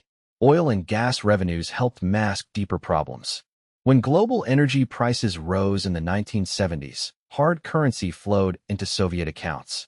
The state could import grain, technology, and consumer goods without transforming the system. Temporary relief postponed difficult reform. In foreign policy, Brezhnev moved carefully but firmly. In 1968, reformers in Czechoslovakia attempted to create what they called socialism with a human face. Under Alexander Dubček, censorship eased, public debate expanded, and political life opened. The Prague Spring did not initially seek to destroy socialism or leave the Soviet alliance. But Moscow feared that reform could spread. In August, troops from the Soviet Union and other Warsaw Pact states invaded Czechoslovakia. Tanks entered Prague. Civilians confronted soldiers, changed road signs, and broadcast resistance. Dubček was arrested and forced to reverse his reforms. The invasion produced the Brezhnev Doctrine. The Soviet Union claimed the right to intervene when socialism in an allied state was threatened. In other words, membership in the Soviet bloc was not voluntary when Moscow believed its security was at risk. The intervention damaged communist movements around the world. Many Western leftists who had defended the Soviet Union now turned away. For Eastern Europeans, the lesson was bitterly familiar. Reform could be discussed. The limits would be decided by tanks. At the same time, the Soviet Union sought a more stable relationship with the United States. The era of détente began. Brezhnev met American presidents. Agreements limited certain categories of nuclear weapons. The Strategic Arms Limitation talks produced treaties. The 1975 Helsinki Accords recognized European borders and included commitments on human rights. Détente did not end rivalry. Both sides continued building weapons, supporting allies, and gathering intelligence. but they created rules intended to prevent competition from becoming accidental annihilation. The Soviet Union reached rough nuclear parity with the United States. This was one of its greatest strategic achievements. It was also one of its greatest burdens. Maintaining missiles, submarines, bombers, armies, allies, and a global military presence consumed resources that could not be used to improve daily life. The Soviet Union could destroy the world. It still could not guarantee meat in every shop. The contradiction became visible in the lives of Soviet dissidents. Some demanded political freedom. Others defended religious belief, national rights, or the rule of law. They were not a single movement, and many disagreed deeply with one another. What united them was the refusal to accept that official truth was the only truth. Andrei Sakharov had helped develop the Soviet hydrogen bomb. He became one of the country's most respected scientists, then one of its most famous critics. He warned about nuclear testing, defended human rights, and called for reform. The state could not easily erase a man of his stature, so it isolated him. Alexander Solzhenitsyn used literature to reveal the camp system. His monumental work, The Gulag Archipelago, gathered testimony, memory, and moral accusation into a portrait of repression. Published abroad, it reached readers the Soviet government could not control. Solzhenitsyn was arrested and expelled from the country in 1974. Others circulated forbidden writing through samizdat, self-published copies typed again and again, often with carbon paper. Every copy carried risk. A poem, essay, court report, or historical document could travel hand to hand through apartments and universities. The authorities responded with surveillance, dismissal, internal exile, prison, or psychiatric confinement. Some dissidents were diagnosed with mental illness because opposition to the Soviet system was itself treated as evidence of irrationality. Yet repression under Brezhnev was more selective than under Stalin. The purpose was usually not to terrorize the entire population into silence through mass killing. It was to make resistance lonely, costly, and apparently hopeless. National identity also remained powerful beneath the language of Soviet unity. The Union contained 15 republics, each with its own institutions, official language, and cultural elite. In theory, they possessed sovereignty and even the right to leave. In practice, the Communist Party connected them through a centralized chain of power. Local leaders learned to speak two languages at once. One was the language of socialism, international brotherhood, and loyalty to Moscow. The other was the language of local history, family networks, regional interests, and national memory. The arrangement could appear stable for decades. It also preserved the political boundaries and institutions through which future independence movements would organize. In the Baltic republics, memories of pre-war independence survived. In Ukraine, cultural identity endured despite Russification and repression. In the Caucasus, ancient national traditions remained strong. In Central Asia, Soviet modernization transformed cities, education, and public health, while local networks continued beneath official structures. The Soviet project created a shared civilization without erasing the nations inside it. That achievement would later become a fault line. By the late 1970s, the leadership itself symbolized stagnation. Brezhnev aged visibly. His health declined. Speeches slowed. Medals multiplied across his uniform. State television showed ceremonies that seemed increasingly distant from ordinary life. Jokes spread quietly. The jokes were not always revolutionary. Often, they were a way to survive absurdity. One joke imagined a man opening a newspaper, looking at the front page, and throwing it away. When asked what he sought, he said an obituary. Told that obituaries appeared later in the paper, he replied that the one he awaited would be on the front page. Humor became an unofficial measure of public disbelief. The state still demanded ritual loyalty. Workers attended meetings. Citizens voted in elections with one approved candidate. Parades filled streets with banners. Newspapers described historic achievements. But fewer people believed the words in the same way earlier generations had. The danger was not open rebellion. It was cynicism. When a system's language becomes empty, obedience may continue long after faith has disappeared. From the outside, everything looks stable. Inside, the bonds are weakening. The Soviet Union then entered a war that exposed these weaknesses. Afghanistan had long occupied a sensitive position along the Soviet Union's southern frontier. In 1978, the Afghan Communist Party seized power in the Sur Revolution. Its leaders launched radical reforms involving land, education, marriage, and religion. The changes were imposed rapidly and often violently in a deeply conservative, rural society. Rebellion spread.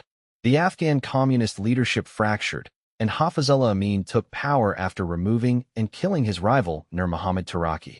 Soviet officials feared that the government would collapse, that instability would spread, or that Amin might move toward the United States. In December 1979, Soviet forces invaded. A special unit stormed the Tajbeg Palace and killed Amin. Bubrak Karmal was installed as the new Afghan leader. Soviet planners expected a limited intervention to stabilize an allied government. Instead, they entered a long war against a decentralized insurgency rooted in mountains, villages, religion, tribal networks, and opposition to foreign occupation. The Mujahideen received support from Pakistan, the United States, Saudi Arabia, China, and other sources. Weapons and money crossed borders. Later, American-supplied Stinger missiles made Soviet helicopter operations more dangerous. Soviet soldiers, many of them young conscripts, fought in an unfamiliar landscape. They guarded roads, occupied bases, raided villages, and endured ambushes. Helicopters carried troops into valleys and the dead back to airfields. Official media described international duty. Families received zinc coffins. The war became known as the Soviet Union's Afghanistan, a conflict with no clear path to victory and no easy way to admit failure. It also damaged détente. The United States imposed sanctions, increased military spending, and boycotted the 1980 Moscow Olympics. The Soviet Union and several allies later boycotted the 1984 Los Angeles Olympics. The Cold War hardened again. By the early 1980s, the Soviet Union faced rising military costs, weak productivity, technological gaps, corruption, agricultural problems, and a leadership unable to imagine fundamental change. Brezhnev died in November 1982. His funeral displayed the full weight of the state. Uniforms, black cars, solemn music, and leaders from across the world. But the question beneath the ceremony was unavoidable. Who could lead a country whose rulers had grown old with the system itself? Yuri Andropov succeeded Brezhnev. As the former head of the KGB, he understood more than most leaders how deeply the economy and bureaucracy had decayed. He launched campaigns against corruption and absenteeism. Police checked cinemas, shops, and public places during working hours, searching for people who should have been at their jobs. Andropov hinted at reform, but he was already ill. He died in February 1984 after only 15 months in power. Konstantin Chernenko followed.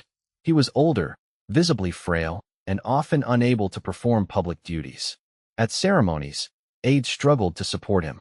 The Soviet Union, a nuclear superpower competing for the future of humanity, seemed unable to choose a leader who could remain awake through a meeting. Chernenko died in March 1985. In less than 2.5 years, the country had buried 3 general secretaries. The leadership knew the pattern could not continue. They turned to the youngest full member of the Politburo. Mikhail Gorbachev was 54. He spoke without reading every line from a prepared text. He traveled, asked questions, argued with workers, and appeared in public with his wife, Raisa, in a style unusual for Soviet leaders. He seemed energetic, educated, and confident. At first, Gorbachev did not intend to destroy the Soviet system. He intended to save it. He believed socialism had been distorted by bureaucracy, fear, corruption, and stagnation. The planned economy could be modernized. The party could regain moral authority. Citizens could participate more honestly. Relations with the West could improve, releasing resources for domestic renewal. His central ideas became known as perestroika and glasnost. Perestroika meant restructuring. Glasnost meant openness. The words sounded hopeful. They also began loosening controls that had held the Soviet Union together for generations.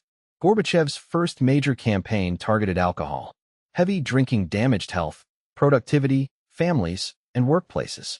The government reduced production, limited sales, cut vineyards, and raised prices. Consumption fell for a time, and some health indicators improved. But the campaign also reduced state revenue and encouraged illegal production. It showed a recurring problem.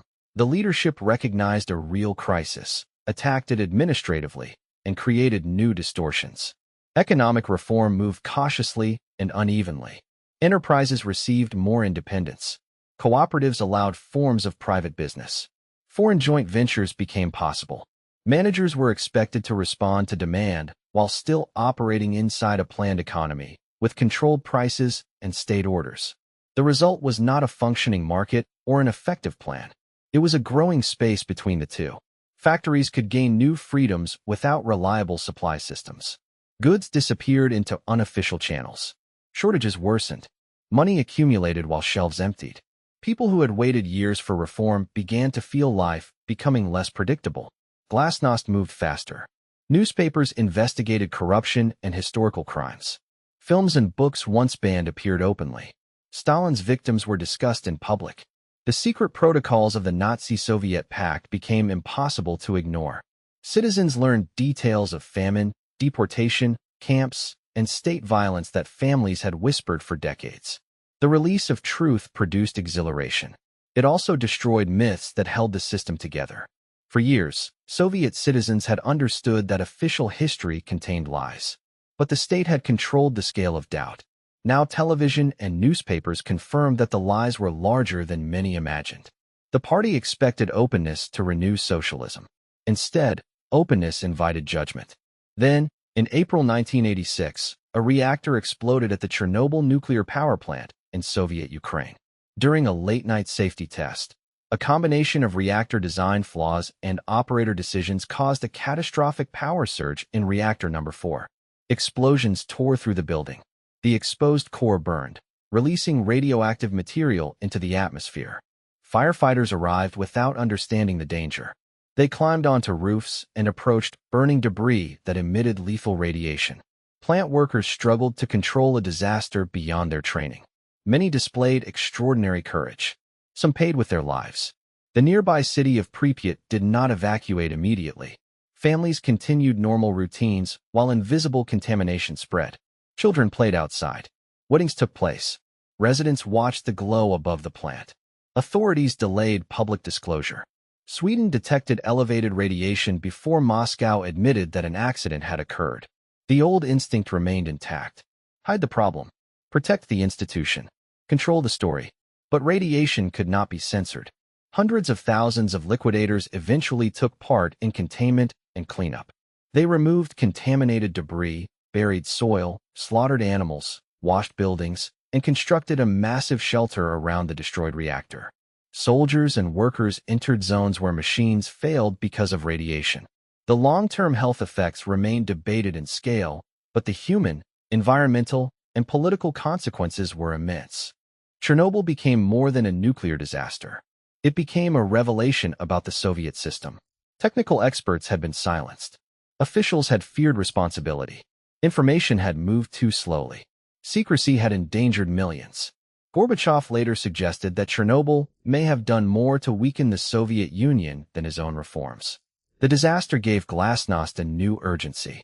If secrecy could poison land across national borders, openness was no longer only a political preference. It was a matter of survival. Gorbachev also transformed foreign policy. The nuclear arms race had reached terrifying levels. The Soviet Union and the United States possessed enough weapons to destroy each other many times over. American President Ronald Reagan had called the Soviet Union an evil empire and announced the Strategic Defense Initiative, a proposed missile defense system that Moscow feared could undermine the balance of deterrence. Yet Reagan and Gorbachev discovered that both wanted to reduce the danger. They met in Geneva in 1985, then in Reykjavik in 1986. At Reykjavik, discussions came astonishingly close to proposals for eliminating entire categories of nuclear weapons, though disagreement over missile defense prevented a sweeping settlement. The meeting still changed the atmosphere.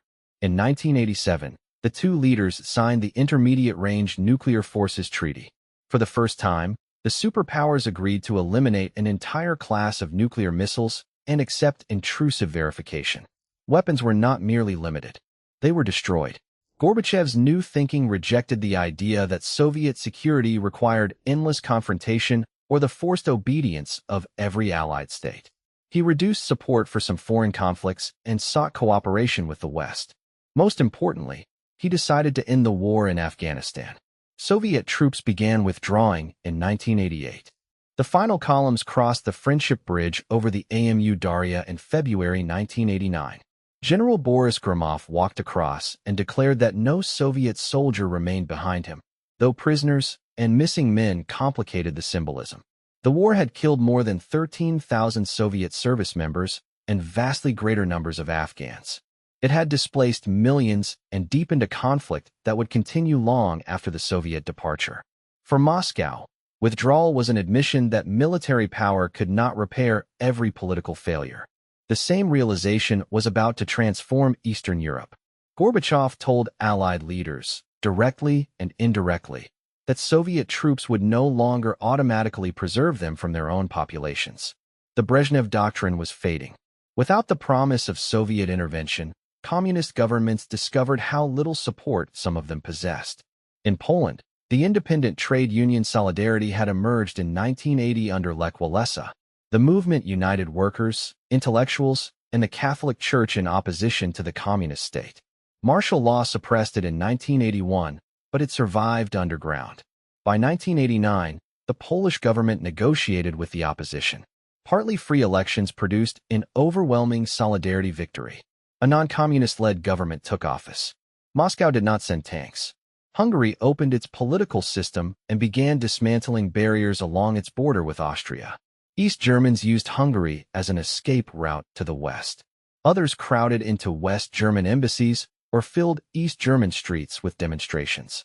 On November 9, 1989, an East German official, confused during a press conference, announced travel regulations in a way that suggested the border was open immediately.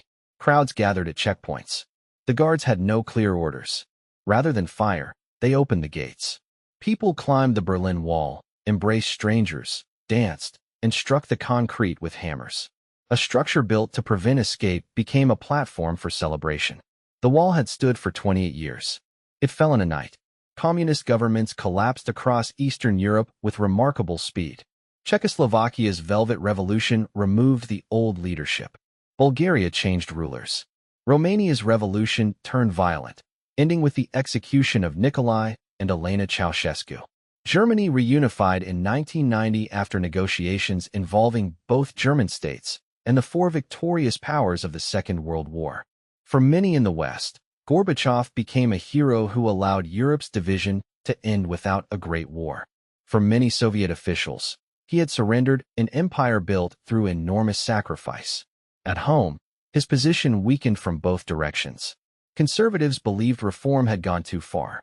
They feared the loss of party authority, Eastern Europe, military power, and national unity. Radicals believed reform had not gone far enough. They wanted faster democratization, market economics, and an end to communist privilege. Gorbachev stood between them, increasingly unable to satisfy either side. Political reform opened elections to limited competition. In 1989, the new Congress of People's Deputies met in nationally televised sessions. Citizens watched officials argue publicly, interrupt one another, expose corruption, and challenge the government. The spectacle was unlike anything in Soviet history. Andrei Sakharov, released from internal exile, became a leading voice demanding deeper change. Boris Yeltsin emerged as another. Yeltsin had risen through the party and served as Moscow's party chief. He criticized privilege and the slow pace of reform, clashed with Gorbachev, and was pushed out of the leadership. Instead of disappearing, he returned through elections. His public defiance made him enormously popular among people who saw the party establishment as the central obstacle to change. Meanwhile, nationalism moved from cultural expression to political power. In the Baltic republics, mass movements demanded sovereignty and then independence. In August 1989, around 2 million people formed a human chain stretching across Estonia, Latvia, and Lithuania. The Baltic Way marked 50 years since the secret Nazi-Soviet protocols had placed their countries within Moscow's sphere. The chain was peaceful. Its message was revolutionary. In the Caucasus, long-suppressed disputes erupted. Armenians and Azerbaijanis fought over Nagorno-Karabakh. Violence and displacement spread. In Georgia, Soviet troops killed demonstrators in Tbilisi in April 1989. In Azerbaijan, Soviet forces entered Baku in January 1990, killing civilians. Every intervention damaged the center's legitimacy. Every hesitation encouraged further demands. The Soviet Union had once held its republics together through ideology, bureaucracy, economic connection, military strength, and fear. All five were weakening at once. The economic crisis made every political conflict more dangerous. Perestroika had weakened the old command mechanisms without replacing them with functioning markets. Ministries no longer controlled enterprises as completely as before, but prices, supply chains, ownership, and money remained caught between incompatible systems. Factories received orders they could not fulfill because suppliers had stopped delivering. Republics and regions hoarded goods. Managers diverted products into private or semi-private channels where they could earn more. State shops emptied while black markets expanded. People had money in their pockets and little to buy with it. Lines grew longer. Sugar, soap, tobacco, meat, and other basics became difficult to find. Ration cards returned in some areas. Shelves that once offered a limited but predictable supply now stood bare. The loss of certainty mattered as much as the shortages themselves. Under Brezhnev, citizens often complained about poor quality and limited choice, but they generally knew that wages would arrive, employment would continue, rent would remain low, and the state would endure. Under Gorbachev, no one knew what the next month would bring. The official ideology had promised progress. Daily life now felt like unraveling. Miners went on strike. They demanded better conditions, soap, food, and political change. Their protests carried special symbolic weight. The Soviet state had celebrated miners as the heroic front line of the working class. Now those same workers were confronting the party that claimed to rule in their name. The Communist Party's monopoly on power was formally removed in 1990. What had once been unthinkable happened with a vote. Other political organizations emerged. Public debate became louder and more fragmented. Newspapers printed accusations that would once have led to prison. Television showed poverty, corruption, ethnic conflict, and official confusion. Freedom expanded. Authority collapsed.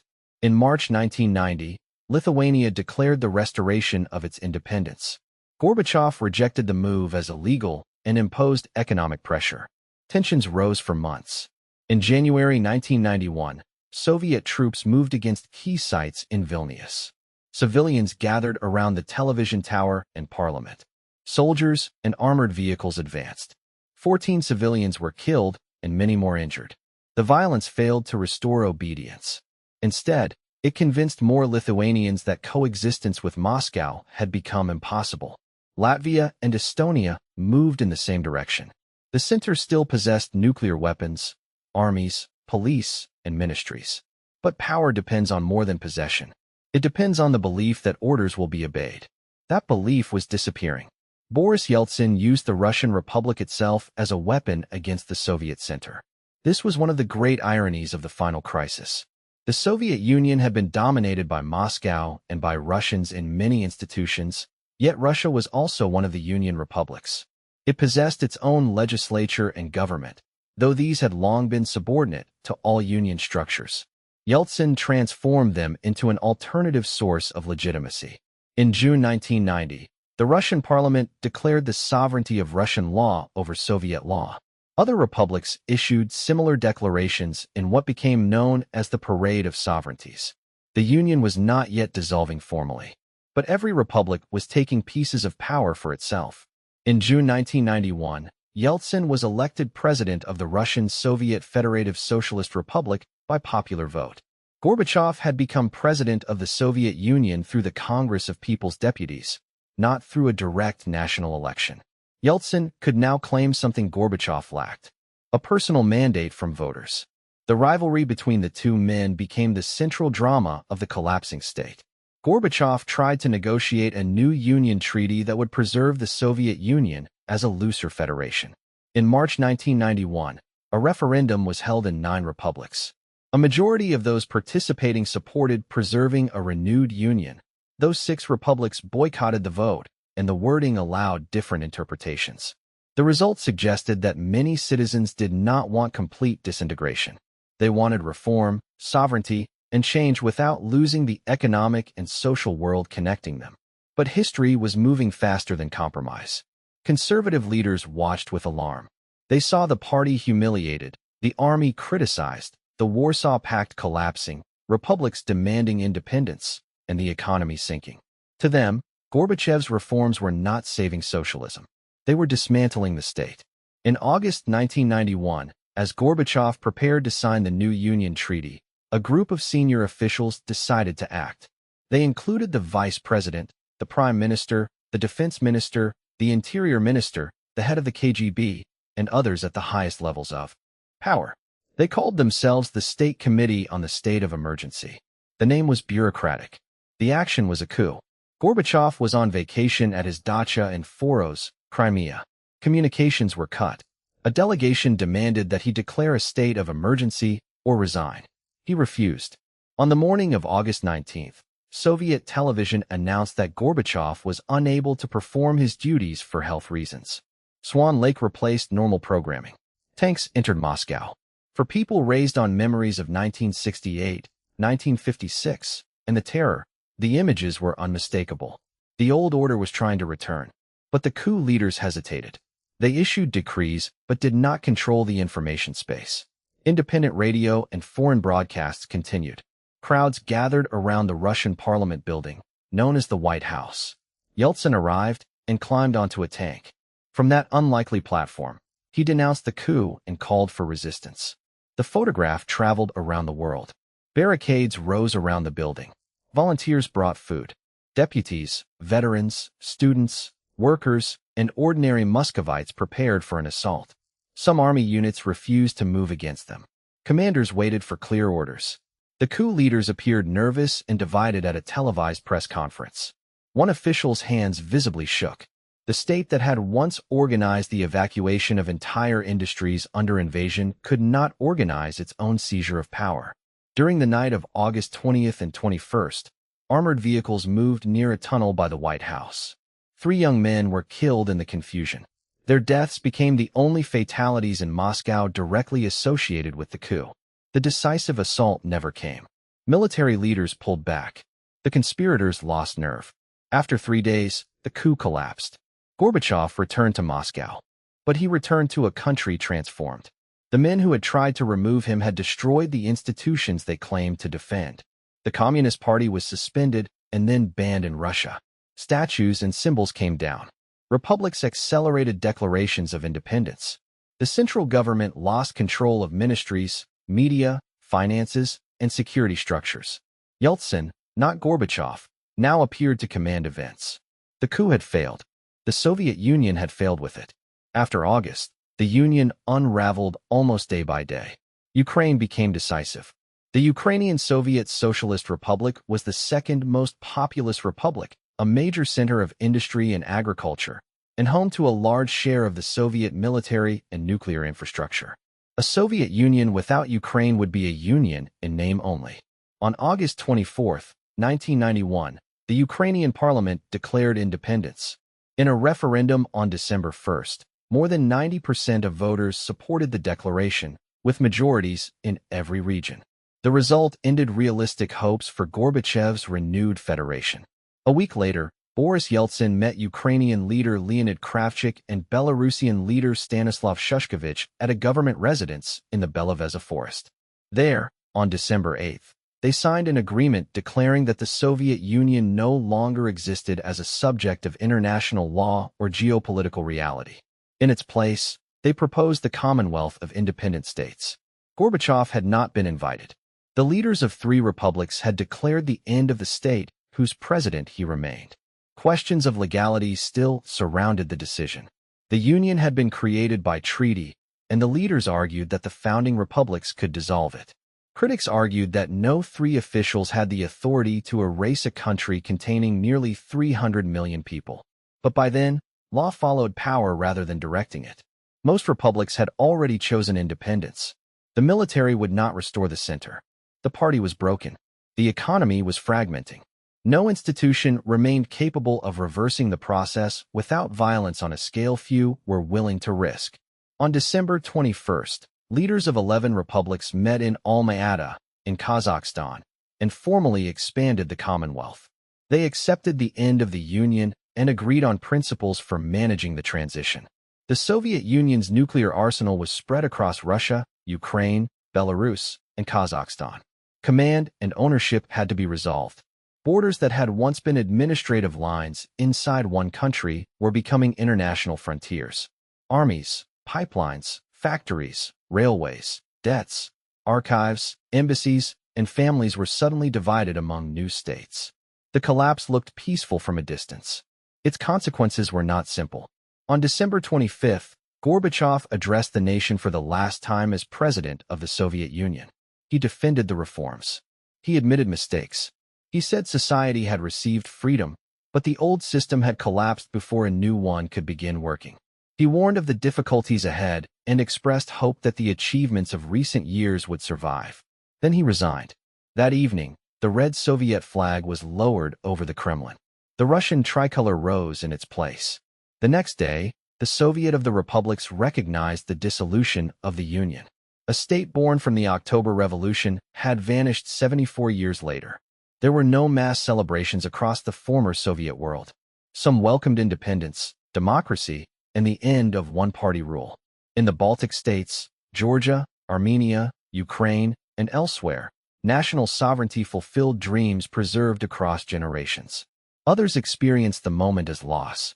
They had not loved every part of the system, but the Soviet Union was the country of their birth, education, military service, marriage, and memory. It had defeated Nazi Germany. It had sent Gagarin into orbit. It had given them a shared language and a place in a superpower. Now maps changed. Passports changed, and familiar institutions disappeared. Millions became minorities in newly independent countries without moving from their homes. The empire had ended. The human ties remained. The years that followed were turbulent. In Russia, rapid market reforms dismantled much of the planned economy. State enterprises were privatized. Prices were freed.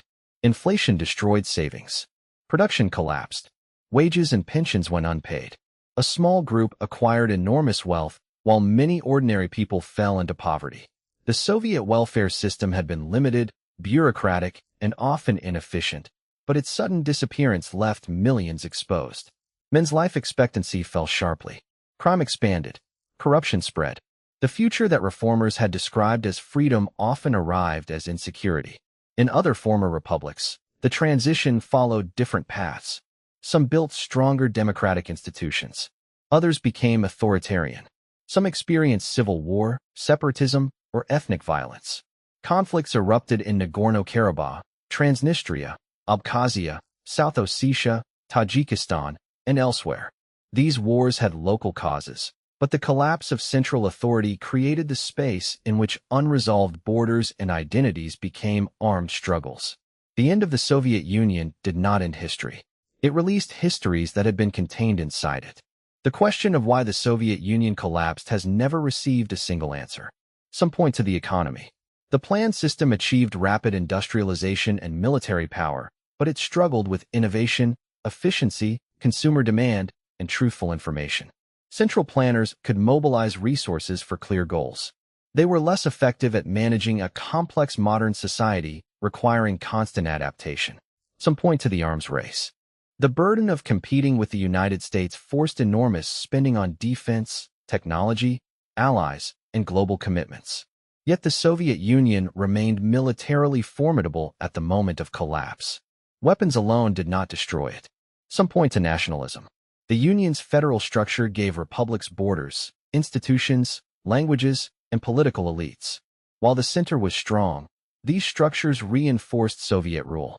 When the center weakened, they became the foundations of independent states. Some point to Gorbachev.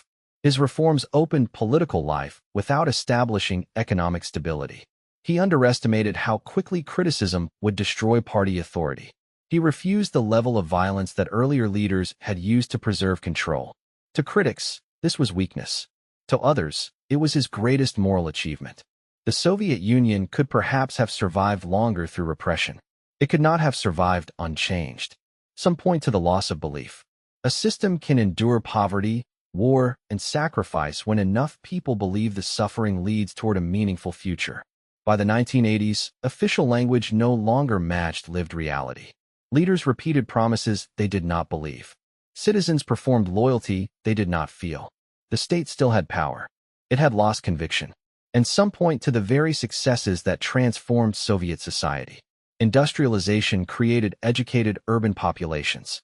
Mass literacy produced readers capable of questioning official history. Universities trained specialists who understood the system's failures. Republic institutions cultivated national elites. The defeat of Nazism and the conquest of space raised expectations that daily life could be better. The Soviet Union created citizens too modern to be ruled forever by silence. Its achievements changed the people who would eventually demand its transformation. Its legacy remains impossible to reduce to a single verdict. For those who remember the terror, the Gulag, collectivization, famine, deportations, censorship, and secret police, the Soviet Union represents a warning about concentrated power and the destruction of individual rights in the name of a perfect future. For those who remember free education, guaranteed employment, scientific pride, public housing, wartime victory, and social mobility, it can represent security, shared purpose, and dignity lost in the chaos that followed. Both memories can exist in the same family. A grandfather may have fought from Stalingrad to Berlin, while another relative disappeared in 1937. A grandmother may have become the first doctor in her village because of Soviet education, while her parents lost land during collectivization. A scientist may have helped launch a satellite while knowing that colleagues could not speak freely. History is often most difficult where gratitude and grief occupy the same room. The Soviet Union changed the 20th century more completely than almost any other state. Its revolution inspired workers, intellectuals, anti-colonial movements, and political parties across the world. To millions living under monarchy, empire, racial hierarchy, or extreme poverty, the Bolshevik victory suggested that an old order could be overthrown. It also frightened governments into action. The existence of a revolutionary socialist power influenced debates over labor rights, welfare, public education, and economic inequality far beyond Soviet borders. Western leaders did not create social reforms only because of Moscow, but competition with communism made the condition of ordinary workers a matter of strategic legitimacy. At the same time, communist parties modeled on the Soviet system helped create one-party states in Europe, Asia, and elsewhere. Some led struggles against occupation or colonial rule. Some built schools, industry, and public health systems. Many also used censorship, prisons, political violence, and personality cults. The Soviet example carried both emancipation and coercion across borders. Its victory over Nazi Germany was central to the survival of Europe. The Eastern Front consumed the majority of German military losses. Battles from Moscow to Kursk broke the power of the Wehrmacht. Soviet soldiers liberated extermination camps and raised the banner over Berlin. Without that sacrifice, the history of the world would have been far darker. Yet victory did not erase the Soviet state's own crimes. The same government that fought a war against racial annihilation had deported entire peoples. The same soldiers who liberated cities carried a political order that denied Eastern Europe the right to choose its path freely. History remembers the victory. It must also remember the cost and the contradictions carried within it. The Soviet scientific achievement was equally immense. It electrified vast territories, expanded literacy, trained generations of engineers, built nuclear power stations, explored the Arctic, developed advanced mathematics and physics, and opened the space age. Sputnik changed education policy in the United States. Gagarin became a hero beyond ideology. Soviet probes photographed the far side of the moon and reached Venus.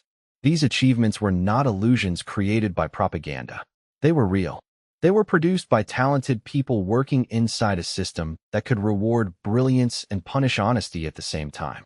That contradiction appeared at Chernobyl.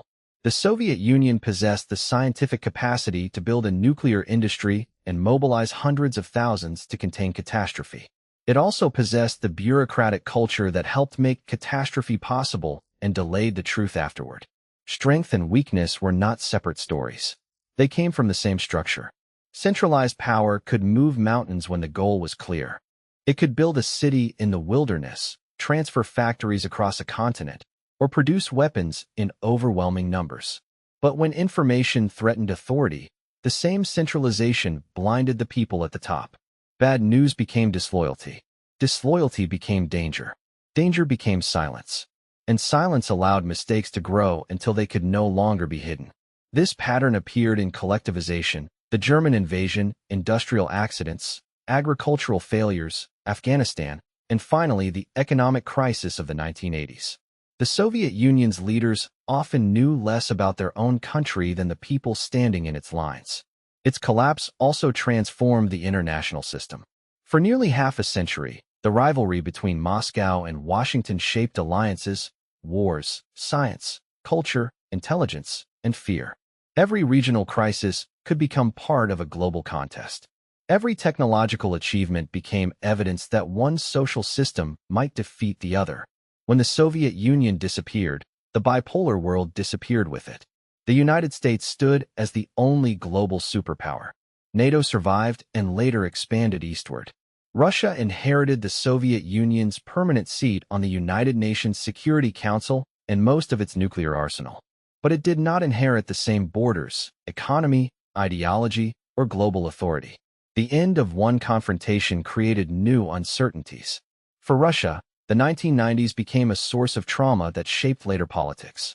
Many citizens associated democracy and markets not with prosperity, but with unpaid wages, corruption, humiliation, and lost status. The collapse of the Soviet Union came to be remembered by some as liberation and by others as catastrophe. Those competing memories continue to influence how the past is used in the present. The war victory remains especially powerful. The image of the Soviet soldier defeating Nazism offers unity, sacrifice, and moral certainty in a history filled with division. But memory can become selective. It can honor the dead while hiding political mistakes. It can celebrate unity while silencing the experiences of Ukrainians, Balts, Crimean Tatars, Poles, Chechens, Jews, and others whose histories do not fit one simple national story. The Soviet past is not one memory. It is millions. It lives in monuments and mass graves, in apartment blocks and abandoned factories, in songs learned at school, medals kept in drawers, photographs of relatives in uniform, and files once stamped secret. It lives in languages shared across borders and in borders that became battle lines. It lives in pride. It lives in silence. And it lives in questions that remain unsettled because the people who experienced the system did not experience the same system at all. To one person, the state arrived as a teacher carrying books. To another, it arrived before dawn in a black car. To one village, it brought electricity.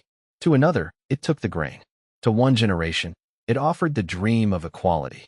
To another, it demanded obedience to preserve that dream.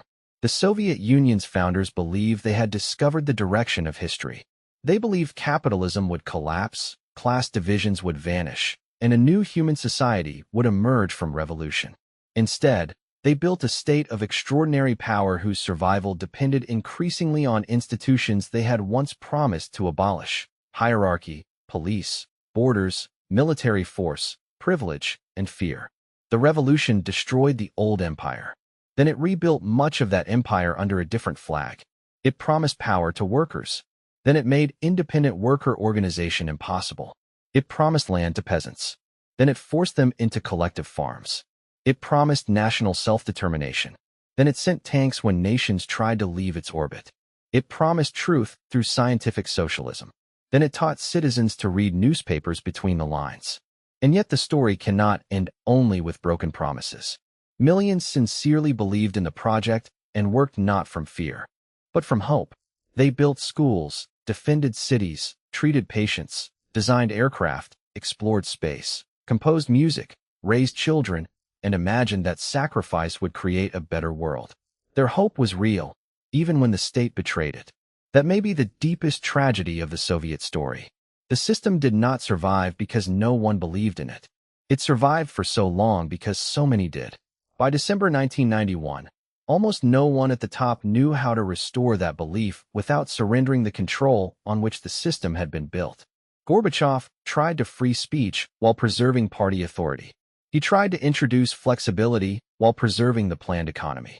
He tried to give republics autonomy while preserving the union. Each reform weakened the mechanism that made the old order function, but none created a new order quickly enough to replace it. The Soviet Union did not fall because one man lowered a flag. The flag was lowered because the state beneath it had already been emptied of agreement. Its republics no longer agreed on the meaning of union. Its leaders no longer agreed on the meaning of socialism. Its citizens no longer agreed on whether the system deserved to be repaired, replaced, or abandoned. And its institutions no longer possessed the confidence to decide for them. So the end came quietly. No final artillery barrage shook the Kremlin. No revolutionary crowd stormed the Winter Palace. No foreign army dictated surrender. A television address ended. A document was signed. A flag moved downward through the winter darkness. Below it, Moscow continued. Cars crossed bridges. Lights burned in apartment windows. Families prepared for the new year. Soldiers remained at posts whose country had changed while they slept. The superpower that had once promised to shape the future became history in a single evening. But perhaps that is why its story still holds such power. It reveals that states can appear strongest when their foundations are already weakening. That fear can preserve obedience, but cannot create permanent loyalty. That industrial greatness cannot compensate forever for political silence. And that a system built to control history may ultimately be destroyed by the truths it tried to hide. The Soviet Union rose through revolution, survived through sacrifice, ruled through power, and collapsed when power could no longer answer the question of belief. The red flag was gone. The consequences were only beginning. Was the Soviet Union destroyed by the failure of its ideals, or by the methods used to impose them?